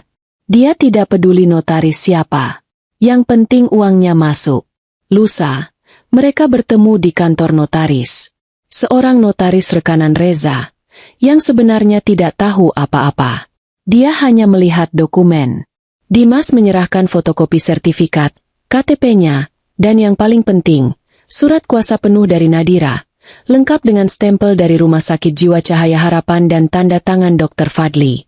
Notaris itu memeriksa dokumen. Istri Anda sedang dirawat, Pak? Tanyanya hati-hati. Ya, kata Dimas, memasang wajah sedih. Kondisinya tidak memungkinkan untuk mengambil keputusan. Saya harus mengurus semuanya. Notaris itu mengangguk, merasa kasihan. Dokumen terlihat sah. Surat keterangan dokter sangat meyakinkan. Dia tidak punya alasan untuk curiga. Pranata, sebagai wakil PT Nusantara, duduk tenang. Penandatanganan berlangsung. Dimas membubuhkan tanda tangannya di atas akta jual beli. Dia baru saja menjual Villa Nadira senilai 50 miliar rupiah. Begitu tanda tangan kering, Pranata memberi isyarat. Transfer dilakukan. Ponsel Dimas berbunyi. Notifikasi SMS banking. 50 miliar rupiah telah masuk ke rekening Anda. Jantung Dimas rasa mau meledak. Dia berhasil. Dia benar-benar berhasil. Dia kaya raya. Senang berbisnis dengan Anda, kata Pranata, menjabat tangan Dimas. Sama-sama, kata Dimas, berusaha menahan senyumnya. Dimas praktis berlari keluar dari kantor notaris. Dia masuk ke Ferrari merahnya dan tertawa terbahak-bahak sepanjang jalan pulang. Ibu, kita berhasil, teriaknya saat masuk ke rumah. 50 miliar. Tunai. Winda memeluk putranya. Anakku, kamu hebat. Kamu jauh lebih pintar dari wanita gila itu. Sekarang, ayo kita mulai renovasi ini. Mereka merayakan malam itu. Mereka bermimpi tentang apartemen di Singapura, liburan ke Eropa, dan membuang semua jejak Nadira dari rumah itu. Di saat yang sama, di kantor hukumnya, Reza memegang salinan akta jual beli yang baru saja ditandatangani.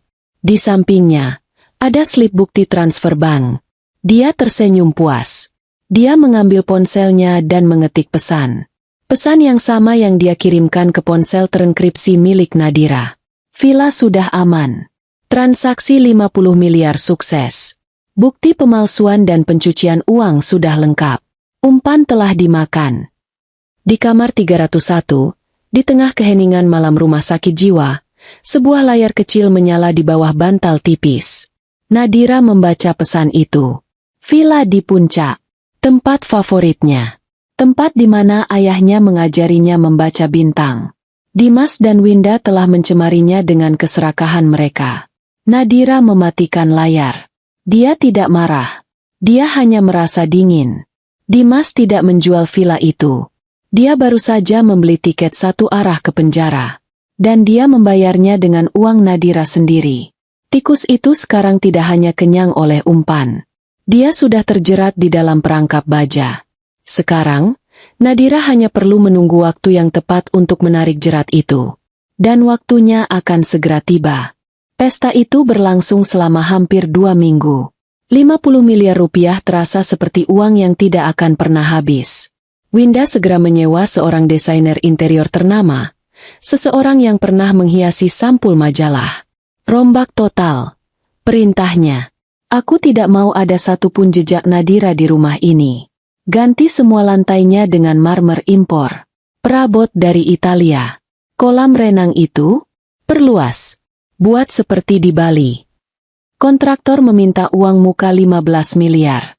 Winda memberikannya tanpa berkedip. Pastikan selesai dalam sebulan, katanya angkuh. Dimas, di sisi lain, mulai bermain di pasar yang lebih besar. Dia tidak lagi puas dengan saham lokal.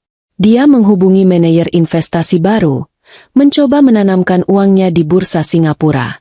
Dia memindahkan 20 miliar ke rekening investasi luar negeri sebagai dana awal.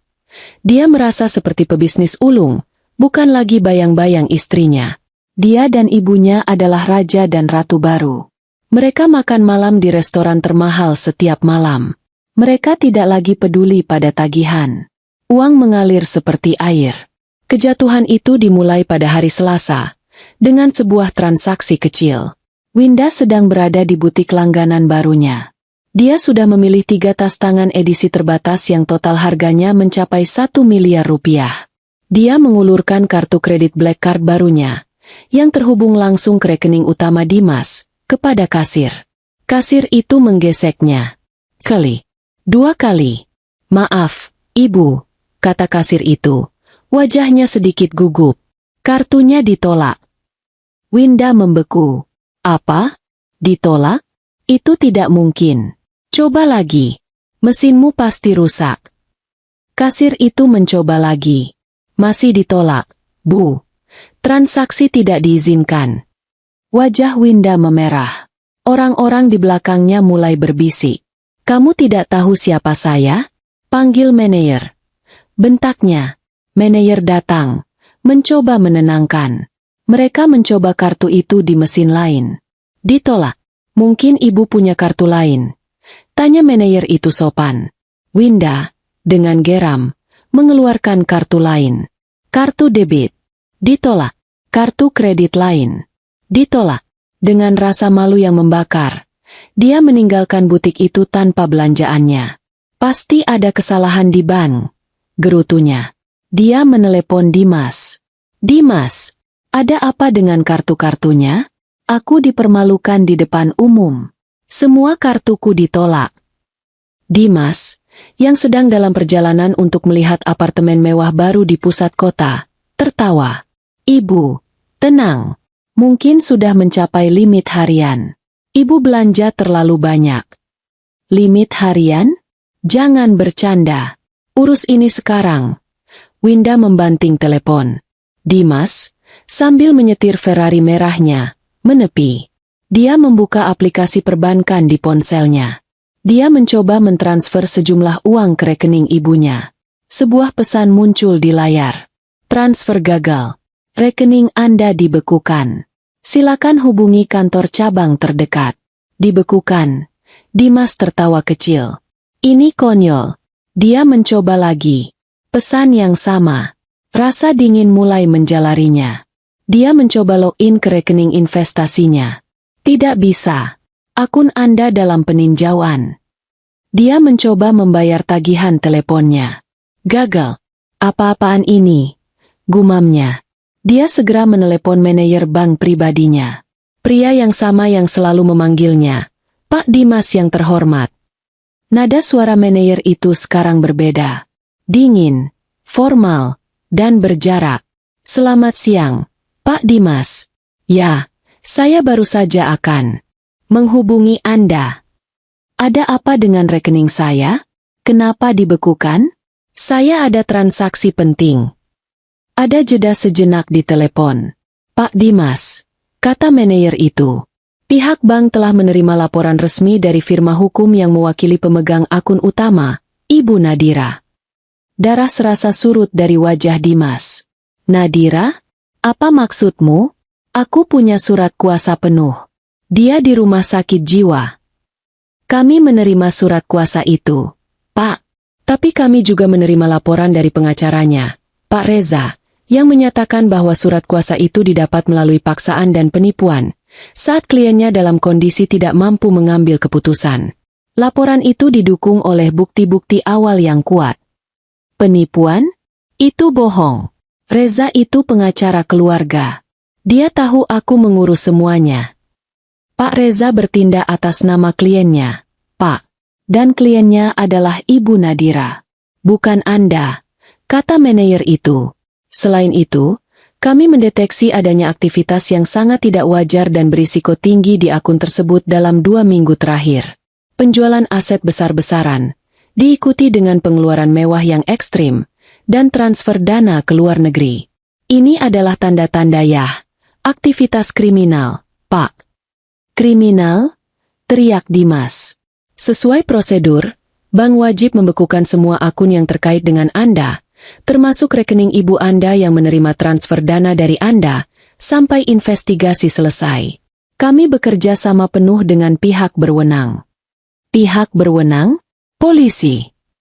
Saya tidak bisa berkomentar lebih jauh, Pak. Untuk saat ini, Anda tidak memiliki akses ke dana tersebut. Sepeser pun. Klik. Telepon ditutup.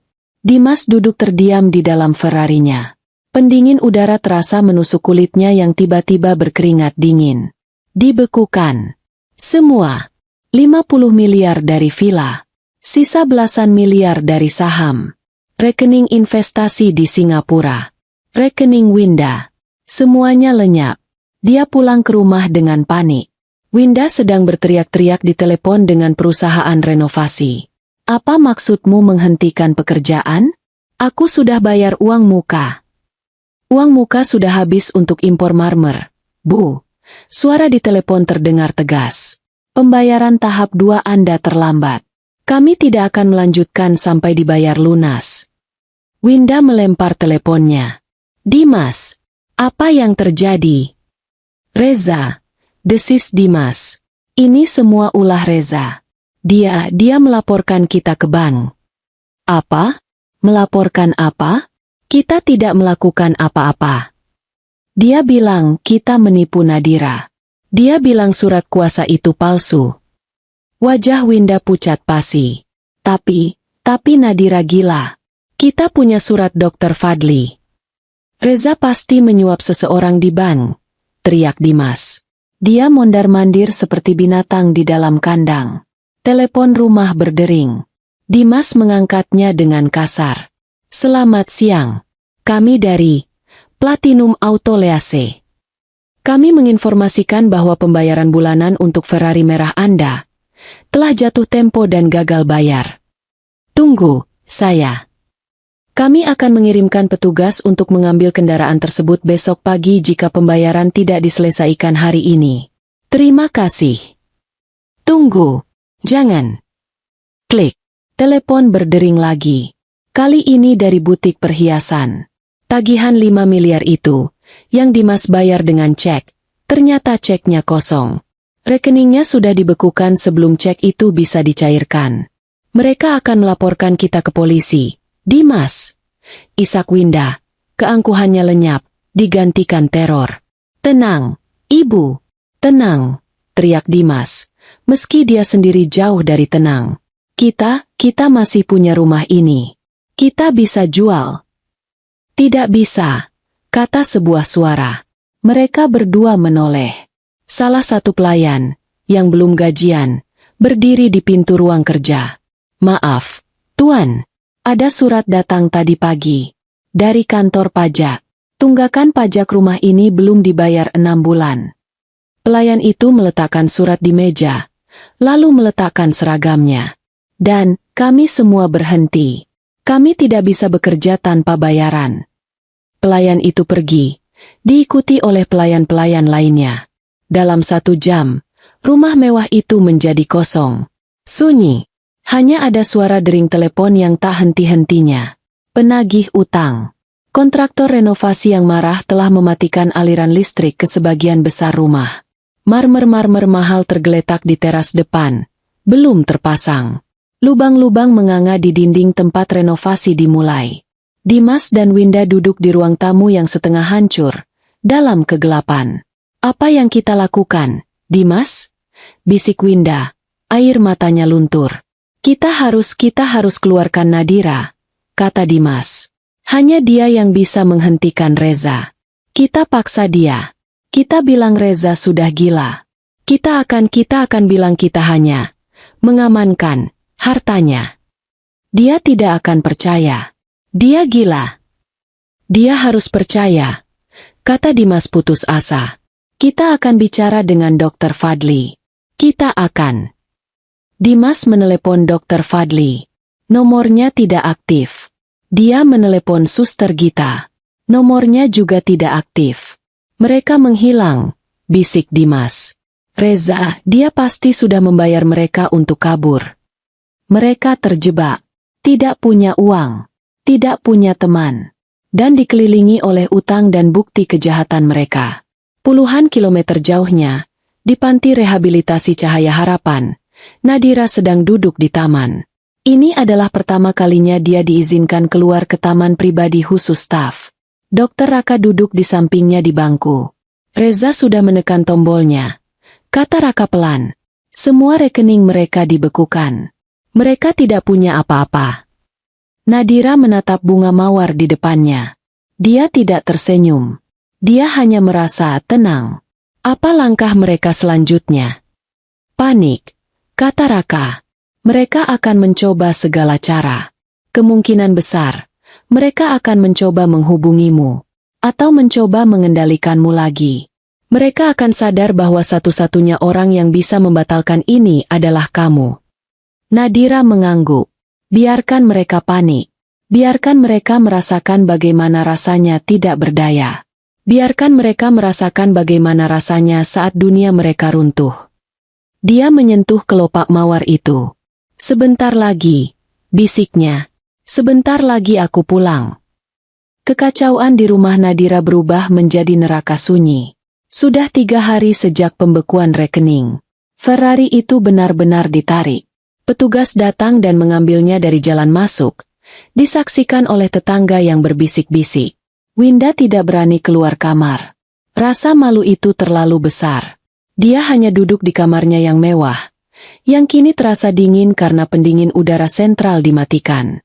Listrik di rumah dijatah, hanya menyala di dapur dan kamar tidur Dimas. Mereka makan mie instan. Sisa-sisa uang tunai yang mereka miliki di dompet hampir habis. Penagih utang tidak lagi hanya menelepon. Mereka mulai datang ke gerbang, meneriakkan nama Dimas dan Winda. Ini tidak bisa diteruskan, Dimas. Jerit Winda di hari keempat. Dia terlihat 10 tahun lebih tua. Rambutnya lepek. Dan dia masih memakai jubah tidur yang sama dari 2 hari lalu. Kita harus melakukan sesuatu. Kita harus jual rumah ini. Aku sudah bilang, Ibu. Tidak bisa. Balas Dimas, frustrasi. Aku sudah cek ke notaris lain. Reza sudah memasang sita jaminan atas rumah ini atas nama investigasi penipuan. Kita tidak bisa menjualnya. Kita tidak bisa melakukan apa-apa. Lalu kita akan jadi gelandangan. Aku tidak tahu, teriak Dimas. Dia menjambak rambutnya sendiri. Dia melihat pantulannya di cermin besar di lorong. Pria yang tampak lelah, kalah, dan ketakutan. Bukan raja yang dia bayangkan. Di tengah keputusasaan itulah, telepon rumah berdering. Bukan suara penagih utang yang marah. Ini suara yang tenang. Profesional. Dimas mengangkatnya. Halo. Suaranya parau. Selamat siang, Pak Dimas Anggara. Ya. Ini siapa? Saya Dr. Raka, kepala psikiater dari Panti Rehabilitasi Cahaya Harapan. Jantung Dimas dan Winda, yang mendengar nama itu, serasa berhenti berdetak. Mereka saling pandang. Apa Nadira mati? Ya, Dok. Ada apa? Ada masalah dengan istri saya. Oh, bukan masalah, Pak Dimas. Justru sebaliknya. Suara Dr. Raka terdengar ringan. Saya ada kabar baik. Kabar yang sangat baik. Malah. Kabar baik? Ini adalah hal terakhir yang ingin mereka dengar. Kabar baik dari rumah sakit jiwa berarti Nadira membaik. Apa maksud dokter? Tanya Dimas hati-hati. Setelah observasi intensif selama beberapa minggu ini, jelas Dr. Raka. Dan setelah kami mengganti protokol pengobatan, kondisi Ibu Nadira menunjukkan kemajuan yang luar biasa. Sangat pesat. Kemajuan? Suara Winda menyambar telepon dari tangan Dimas. Apa maksudmu? Kemajuan? Dia itu gila permanen. Dr. Fadli bilang begitu. Ada jeda sejenak. Ibu Winda, selamat siang. Begini, Bu. Kondisi kejiwaan itu bisa sangat fluktuatif. Dan terus terang, diagnosis awal dari Dr. Fadli tampaknya agak terlalu agresif. Atau mungkin salah. Salah? Pekik Winda. Bisa jadi, kata Dr. Raka tenang. Pasien tidak merespon obat penenang dosis tinggi. Dia malah menjadi semakin tertekan. Jadi, saya mengambil alih kasusnya. Saya menghentikan obat-obatan keras itu dan beralih ke terapi bicara intensif dan vitamin. Dan hasilnya, lanjut Dr. Raka, sangat ajaib. Ibu Nadira merespon sangat baik. Dia sudah koheren penuh selama seminggu terakhir. Ingatannya pulih 100%. Kami melakukan serangkaian tes psikologis terbaru kemarin. Dimas merebut telepon itu kembali. Dan hasilnya. Hasilnya menunjukkan dia, ya sepenuhnya waras. Lebih waras dari saya dan Anda. Dr. Raka tertawa kecil. Tidak ada tanda-tanda skizofrenia, paranoia, atau delusi. Sepertinya dia hanya mengalami depresi berat akibat kelelahan ekstrim. Dan berkat istirahat penuh di fasilitas kami, dia sudah pulih total. Dimas merasa lantai di bawah kakinya. Pulih total. Benar sekali. Faktanya, suara Dr. Raka kini menjadi tegas. Kami tidak bisa lagi menahannya di sini secara legal. Itu melanggar hak asasi pasien. Menahan orang waras di fasilitas jiwa adalah tindak pidana, Pak. Tindak pidana. Bisik Dimas. Jadi, dengan senang hati saya informasikan, Ibu Nadira akan kami pulangkan besok pagi. Mohon dijemput pukul 10 tepat. Berkas kepulangannya sudah saya siapkan. Tapi. Sampai jumpa besok, Pak Dimas, Ibu Winda. Selamat atas kesembuhan istri Anda. Klik. Telepon ditutup. Winda menatap Dimas. Wajahnya pucat seperti mayat. Dia pulang. Dia tahu, bisik Dimas. Dia waras. Dia tidak pernah gila. Dr. Fadli. Dr. Fadli menipu kita. Atau Raka menjebak kita. Ini semua rencana. Ini jebakan. Teriak Dimas. Lalu apa yang kita lakukan? Isak Winda. Dia akan pulang ke sini. Dia akan melihat semuanya. Uangnya hilang. Rumahnya hancur. Dia akan melaporkan kita ke polisi. Kita harus kabur, kata Dimas. Kabur kemana? Dengan apa? Paspor kita mungkin sudah ditandai. Kita tidak punya uang sepeser pun. Mereka terjebak. Malam itu adalah malam terpanjang dalam hidup mereka. Mereka tidak tidur. Mereka hanya duduk di ruang tamu yang gelap, mendengarkan suara cicak dan tetesan air dari keran yang bocor. Mereka adalah tahanan di rumah mereka sendiri, menunggu sang pemilik sah kembali untuk mengeksekusi mereka. Keesokan paginya, pukul 9. Mereka tidak punya pilihan. Mereka harus menjemputnya. Mungkin, hanya mungkin, mereka bisa memohon. Mereka bisa bersujud. Mereka bisa menyalahkan Reza. Dimas memakai kemeja kusut. Winda memakai baju kemarin. Mereka masuk ke mobil sedan lama mereka. Mobil Nadira yang dulu, yang untungnya tidak ditarik karena sudah lunas atas nama perusahaan. Baunya apek karena jarang dipakai. Perjalanan ke Cahaya Harapan terasa seperti perjalanan menuju tiang gantungan. Pukul 10 tepat, mereka tiba di lobi yang steril. Mereka duduk di kursi plastik yang tidak nyaman. Lift berbunyi. Pintu terbuka. Nadira berjalan keluar. Ini bukan wanita hancur yang mereka masukkan 2 minggu lalu. Ini bukan sampah yang Winda ejek. Nadira terlihat lebih kurus. Ya. Tapi matanya tajam. Menusuk. Dia berdiri tegak. Rambutnya yang panjang dan bersih diikat ekor kuda sederhana. Dia tidak memakai seragam panti. Dia memakai satu setel pakaian kerja sederhana, blus putih dan celana bahan hitam, yang pasti dibawakan oleh Raka. Dia tampak tenang, dingin, dan berkuasa. Dia berhenti tepat di depan mereka.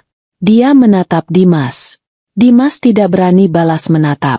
Dia menunduk, melihat lantai. Dia menatap Winda.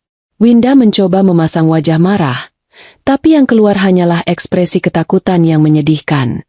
Dia gemetar. Nadira tidak tersenyum. Dia tidak terlihat marah. Dia hanya terlihat selesai. Ayo pulang, kata Nadira. Suaranya datar dan jelas. Dia berjalan melewati mereka, menuju pintu keluar. Winda dan Dimas, seperti dua robot rusak, mengikutinya. Perjalanan pulang ke rumah adalah siksaan dalam keheningan.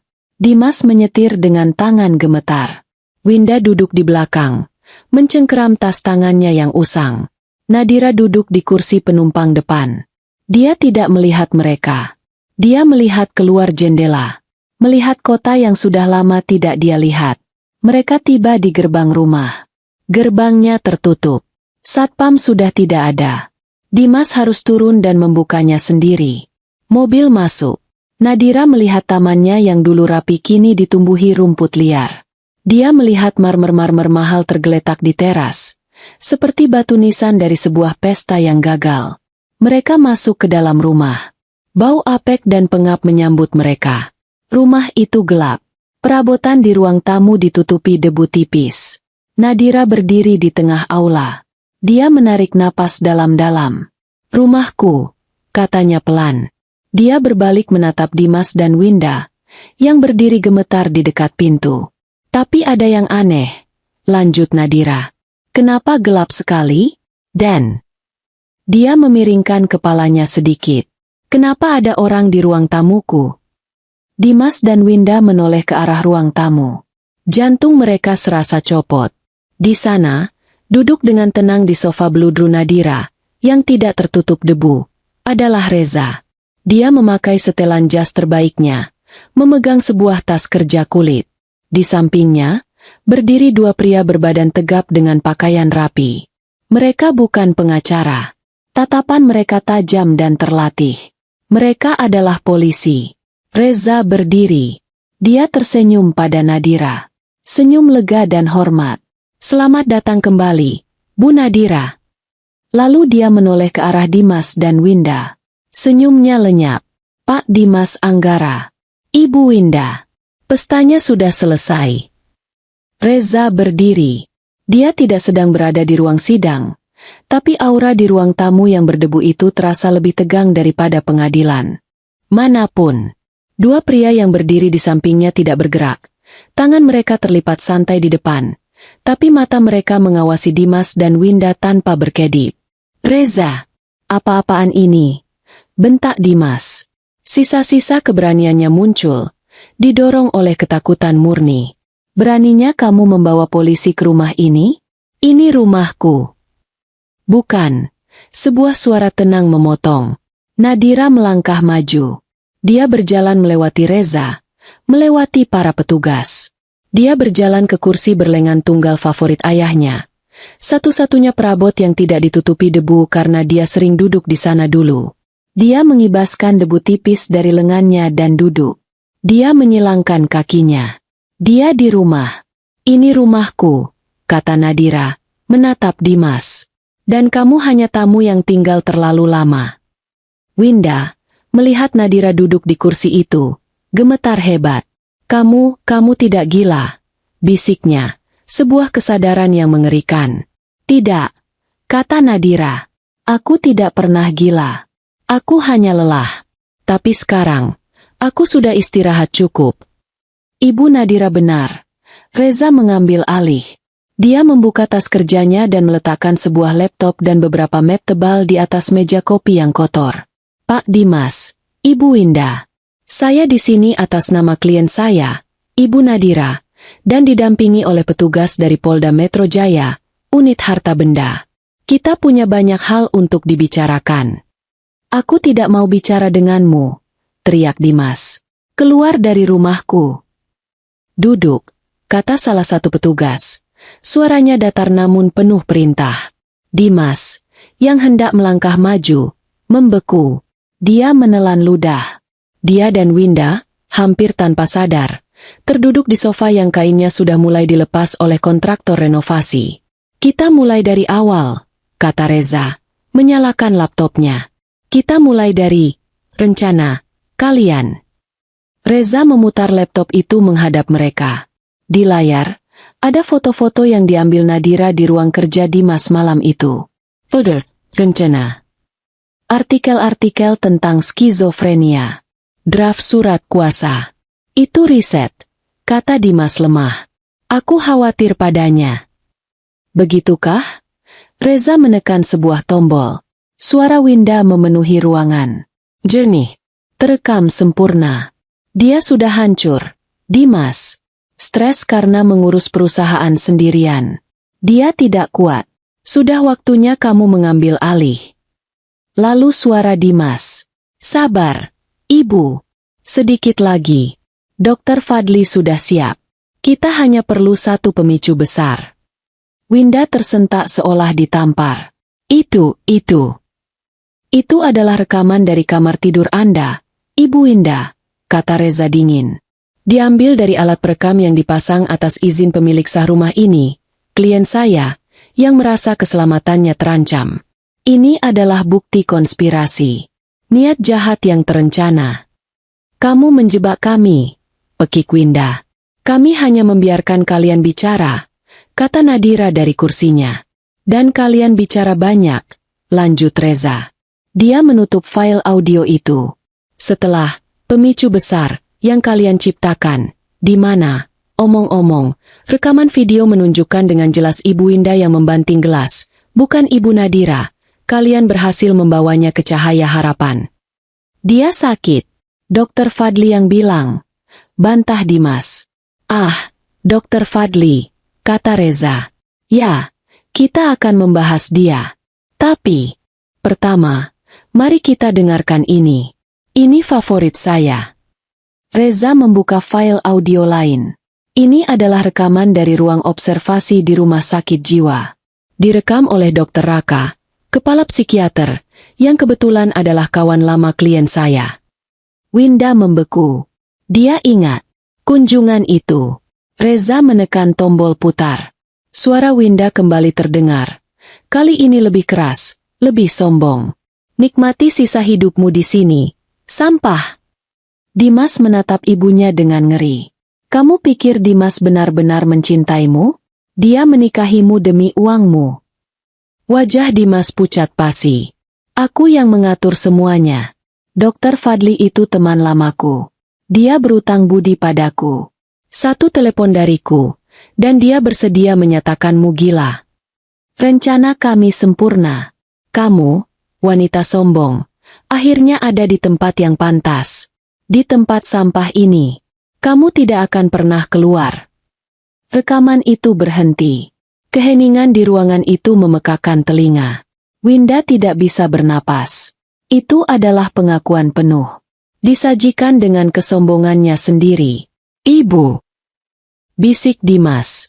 Apa yang ibu lakukan? Itu dia memprovokasiku. Isak Winda. Kini benar-benar hancur. Dia tersenyum padaku. Aku tersenyum, kata Nadira pelan. Karena aku tahu kau sedang menggali kuburanmu sendiri, Ibu. Dan kau melakukannya dengan sangat baik. Reza menepuk map di depannya. Pengakuan itu saja sudah cukup untuk menjebloskan kalian berdua atas perampasan kemerdekaan. Tapi, kalian tidak berhenti di situ. Kan, Pak Dimas? Reza mengeluarkan selembar kertas. Surat kuasa penuh. Dengan tanda tangan palsu Ibu Nadira. Didukung oleh surat keterangan palsu dari Dr. Fadli. Yang, omong-omong, sudah kami amankan. Dia sudah mengakui semuanya. Dia setuju bersaksi melawan kalian untuk mendapatkan keringanan hukuman. Dimas tersentak. Fadli berkhianat. Orang bayaran tidak punya loyalitas. Dimas, kata Nadira. Dengan surat palsu ini, Reza melanjutkan, nadanya seperti palu hakim. Anda melakukan dua kejahatan finansial besar. Pertama, dia mengangkat satu map. Penjualan saham senilai 150 miliar rupiah.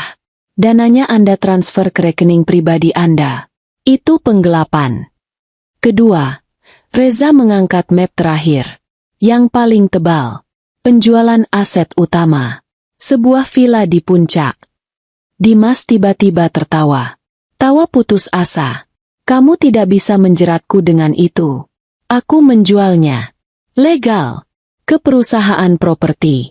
Aku dapat uangnya. Ya, Anda menjualnya, kata Reza. Kepada PT Nusantara Properti Investama, bukan?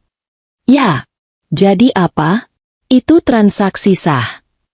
Reza tersenyum tipis. Pak Dimas, perkenalkan. Saya, Reza Aditama, adalah pendiri dan pemilik tunggal PT Nusantara Properti Investama. Waktu seolah berhenti. Dimas menatap Reza. Otaknya mencoba memproses informasi itu. Apa? Anda menjual villa klien saya kepada saya. Saya yang menjadi pembelinya. Saya menggunakan uang klien saya untuk membayar Anda. Dan Anda, Reza menunjuk Dimas, menandatangani akta jual beli, menyerahkan properti klien saya, menggunakan surat kuasa palsu, dan menerima uang hasil kejahatan itu ke rekening pribadi Anda. Reza menutup map itu. Itu bukan hanya penipuan, Pak Dimas. Itu adalah pencucian uang. Anda menjebak diri Anda sendiri dengan begitu sempurna, sampai saya hampir terkesan. Dimas menatap Reza. Lalu ke Nadira. Wanita yang duduk di kursi itu. Wanita yang dia kira sudah hancur, gila, dan kosong. Dia tidak gila. Dia adalah dalang. Kamu. Desis Dimas. Kamu wanita licik. Kamu iblis. Kamu menjebak kami dari awal. Dia melompat. Bukan ke Reza. Dia melompat ke arah Nadira. Matanya merah. Jika dia akan tenggelam, dia akan membawa Nadira bersamanya. Dia tidak berhasil mengambil 2 langkah. 2 petugas polisi yang sejak tadi diam, bergerak secepat kilat. Mereka memelintir lengan Dimas ke belakang punggungnya. Dimas berteriak kesakitan saat lutut seorang petugas menekan punggungnya ke lantai berdebu. Ah! Lepaskan! Lepaskan aku! Dimas Anggara, kata petugas itu, suaranya keras. Anda ditahan atas tuduhan konspirasi, pemalsuan dokumen, penipuan, penggelapan dalam jabatan, dan pencucian uang. Petugas kedua mendekati Winda, yang kini hanya bisa menangis histeris di sofa. Ibu Winda, Anda ditahan atas tuduhan konspirasi dan perampasan kemerdekaan secara tidak sah. Tidak, tidak, ini salah paham. Dimas, anakku, tolong. Borgol logam berbunyi. Klik, di pergelangan tangan Dimas. Klik, di pergelangan tangan Winda. Mereka diseret berdiri. Dimas meronta. Nadira, katakan pada mereka. Hentikan ini. Aku suamimu. Aku minta maaf. Aku minta maaf. Winda menatap Nadira. Air mata dan ingus mengotori wajahnya yang dulu angkuh. Nadira, tolong jangan penjarakan anakku. Salahkan ibu. Ini semua salah ibu. Aku mohon, aku akan bersujud. Mereka diseret menuju pintu depan. Rumah yang mereka coba rebut, kini menjadi tempat penangkapan mereka. Nadira berdiri dari kursinya. Dia berjalan perlahan, mengikuti mereka. Di ambang pintu, dia berhenti. Dimas dan Winda menatapnya untuk terakhir kalinya. Nadira menatap mata Winda, lalu mata Dimas. Dia tidak melihat kemarahan. Dia tidak melihat kebencian. Dia hanya melihat 2 orang yang kalah. Aku bilang, kata Nadira pelan. Suaranya terdengar sangat jelas di aula yang sunyi itu. Kalian akan menyesal telah memperlakukanku seperti sampah. Dia tidak berteriak. Dia tidak menangis. Dia hanya menyatakan fakta. Para petugas menyeret mereka keluar. Suara tangisan Winda dan teriakan marah Dimas menggema di jalan.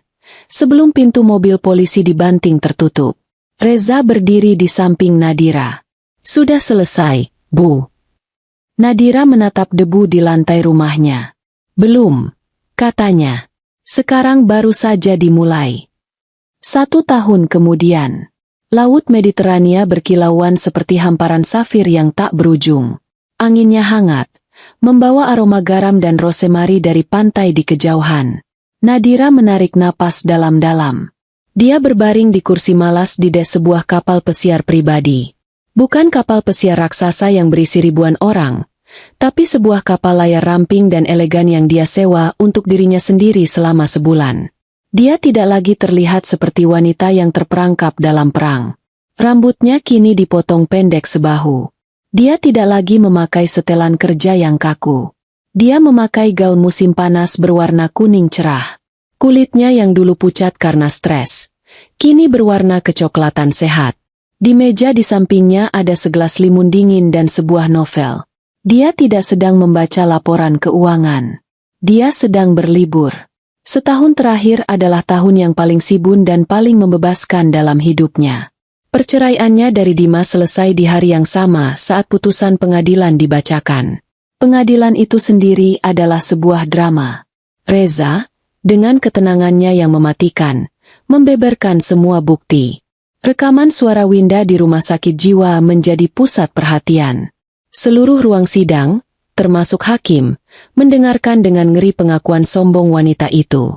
Winda, yang mencoba berakting gila, gagal total. Dia dijatuhi hukuman 10 tahun penjara atas perannya sebagai dalang utama perampasan kemerdekaan. Dimas, di sisi lain, melakukan hal yang paling pengecut. Melihat semua bukti pencucian uang yang tak terbantahkan, dia berbalik melawan ibunya. Dia menangis di pengadilan, mengklaim bahwa dia adalah korban manipulasi ibunya. Dia terlalu mencintai ibunya sehingga dia buta. Pengadilan tidak sepenuhnya percaya. Tapi dibandingkan dengan kebencian murni dalam rekaman Winda, Dimas terlihat seperti pion. Dia dijatuhi hukuman 3 tahun penjara atas penipuan dan pemalsuan. Rumah sakit jiwa Cahaya Harapan ditutup. Nadira menuntut mereka atas malapraktik dan perampasan kemerdekaan. Rumah sakit itu bangkrut, dan pemiliknya melarikan diri ke luar negeri. Dr. Raka, yang kesaksiannya sangat penting, kini membuka praktik pribadinya sendiri yang sukses. Suster Gita mendapat hukuman 6 bulan penjara karena ikut serta. Dan rumah itu, rumah besar yang penuh kenangan buruk itu, Nadira menjualnya. Dia tidak tahan berada di sana. Dia menjualnya kepada pengembang, yang merobohkannya dan membangun kompleks apartemen modern. Dia mengambil semua foto ayahnya, dan pergi tanpa menoleh ke belakang. Sekarang, dia tinggal di sebuah gria tawang, penthouse, di pusat kota, dengan pemandangan cakrawala. Perusahaannya, di bawah kendali penuhnya dan bantuan Reza, berkembang pesat. Hidupnya baru. Dia damai. Sebuah bunyi, bip, pelan datang dari tabletnya. Notifikasi dari koneksi internet satelit. Sebuah pesan aman dari Reza. Reza masih menjadi pengacaranya, dan kini menjadi sahabatnya yang paling terpercaya. Subjek, laporan tahunan, versi tidak resmi. Nadira tersenyum. Reza tahu dia tidak ingin diganggu, tapi dia juga tahu Nadira ingin tahu kabar mereka. Ibu Nadira, semoga liburannya menyenangkan.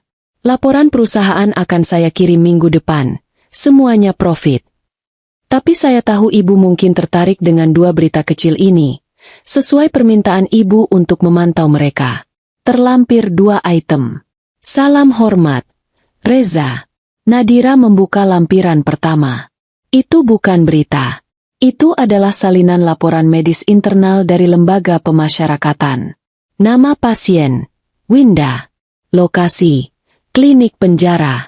Diagnosis, komplikasi diabetes berat, diperparah oleh infeksi kulit, akibat sanitasi yang buruk, dan artritis parah. Pasien menolak makan dan sering menunjukkan tanda-tanda stres kejiwaan, berteriak di malam hari. Nadira membaca laporan itu tanpa emosi. Wanita yang dulu sangat peduli pada penampilannya, yang memakai berlian 5 miliar, kini membusuk di sel yang kotor, menderita penyakit yang dulu bisa dia kendalikan dengan mudah menggunakan kekayaannya. Ironis. Dia menutup file itu. Dia tidak merasa kasihan. Dia juga tidak merasa senang. Dia hanya merasa impas. Dia membuka lampiran kedua. Ini adalah tautan ke sebuah blog berita gosip lokal. Judulnya, Mantan Sosialita Bangkrut, kini terlihat mengemis. Nadira mengernyit. Dia mengklik tautan itu. Artikel itu menceritakan tentang Dimas Anggara. Rupanya, dengan perilaku baik, membaca, menjadi informan penjara, dan remisi, hukuman 3 tahunnya dipotong menjadi hanya lebih dari 1 tahun. Dia bebas beberapa minggu lalu. Tapi dia bebas ke dunia yang tidak lagi menerimanya. Semua, teman, sosialitanya menghilang. Keluarganya yang jauh tidak mau mengakuinya. Catatan kriminal membuatnya tidak bisa bekerja di perusahaan manapun. Semua aset pribadinya, termasuk Ferrari, yang sudah ditarik, dan jam tangan mewahnya, telah disita negara sebagai bagian dari denda pencucian uang. Dia keluar dari penjara tanpa sepeser pun uang. Tanpa rumah, tanpa siapa-siapa. Artikel itu menyertakan sebuah foto. Foto yang diambil dari jarak jauh, mungkin oleh seorang karyawan kantor yang mengenalinya. Foto itu menunjukkan seorang pria. Sangat kurus, jenggotnya tidak terurus, pakaiannya kotor dan compang-camping. Dia sedang duduk meringkuk di trotoar, di depan sebuah gedung perkantoran yang megah dan berkilauan. Pria itu memegang cangkir kopi kertas, mengulurkannya kepada orang-orang yang lalu lalang. Nadira memperbesar foto itu. Dia mengenali gedung di belakangnya. Itu adalah Graha Kencana, gedung kantor pusat perusahaannya. Dimas, suaminya, pria yang mencoba mencuri segalanya darinya. Kini dia mengemis di depan gedung yang dulu menjadi simbol kekuasaannya. Dia duduk di trotoar, di tempat yang sama di mana dia dulu memarkir Ferrari merahnya. Nadira menatap foto itu lama sekali. Dia melihat mata pria di foto itu. Mata yang dulu penuh karisma palsu. Kini mata itu kosong. Benar-benar kosong. Lebih kosong daripada tatapan yang pernah dia pura-purakan di rumah sakit jiwa. Dia teringat malam dia diseret keluar dari rumahnya. Dia teringat bisikan Winda. "Selamat menikmati tempat barumu, sampah." Dia teringat tawa mereka berdua, yang terekam di alat penyadap, saat mereka merencanakan kejatuhannya. Dia melihat foto Dimas yang kotor. Dia memikirkan Winda yang sakit di selnya. Sesuatu di dalam dadanya bergetar. Lalu, itu keluar. Nadira mulai tertawa. Itu bukan tawa yang sinis. Bukan tawa yang jahat atau penuh dendam. Itu adalah tawa yang paling murni dan paling lepas yang pernah dia rasakan seumur hidupnya. Dia tertawa terbahak-bahak, sendirian di dek kapal pesiarnya, di tengah laut Mediterania. Dia menertawakan keadilan alam semesta yang aneh. Dia menertawakan betapa tinggi mereka terbang, dan betapa keras mereka jatuh. Dia menertawakan fakta bahwa dia telah melalui neraka dan kembali, lebih kuat dari sebelumnya. Dia tertawa sampai air mata mengalir di pipinya. Air mata kelegaan. Nadira menutup tablet itu. Dia menyeka air matanya. Dia berdiri, berjalan ke pagar kapal. Dia menatap matahari terbenam yang mewarnai langit dengan warna oranye dan ungu. Dia menghirup udara laut yang bersih. Dia bebas. Dia telah menang. Dan di suatu tempat yang jauh, di trotoar yang kotor, karma sedang menyajikan tagihannya, menyajikan tagihannya, menyajikan tagihannya, menyajikan tagihannya, menyajikan tagihannya, menyajikan tagihannya, menyajikan tagihannya, menyajikan tagihannya.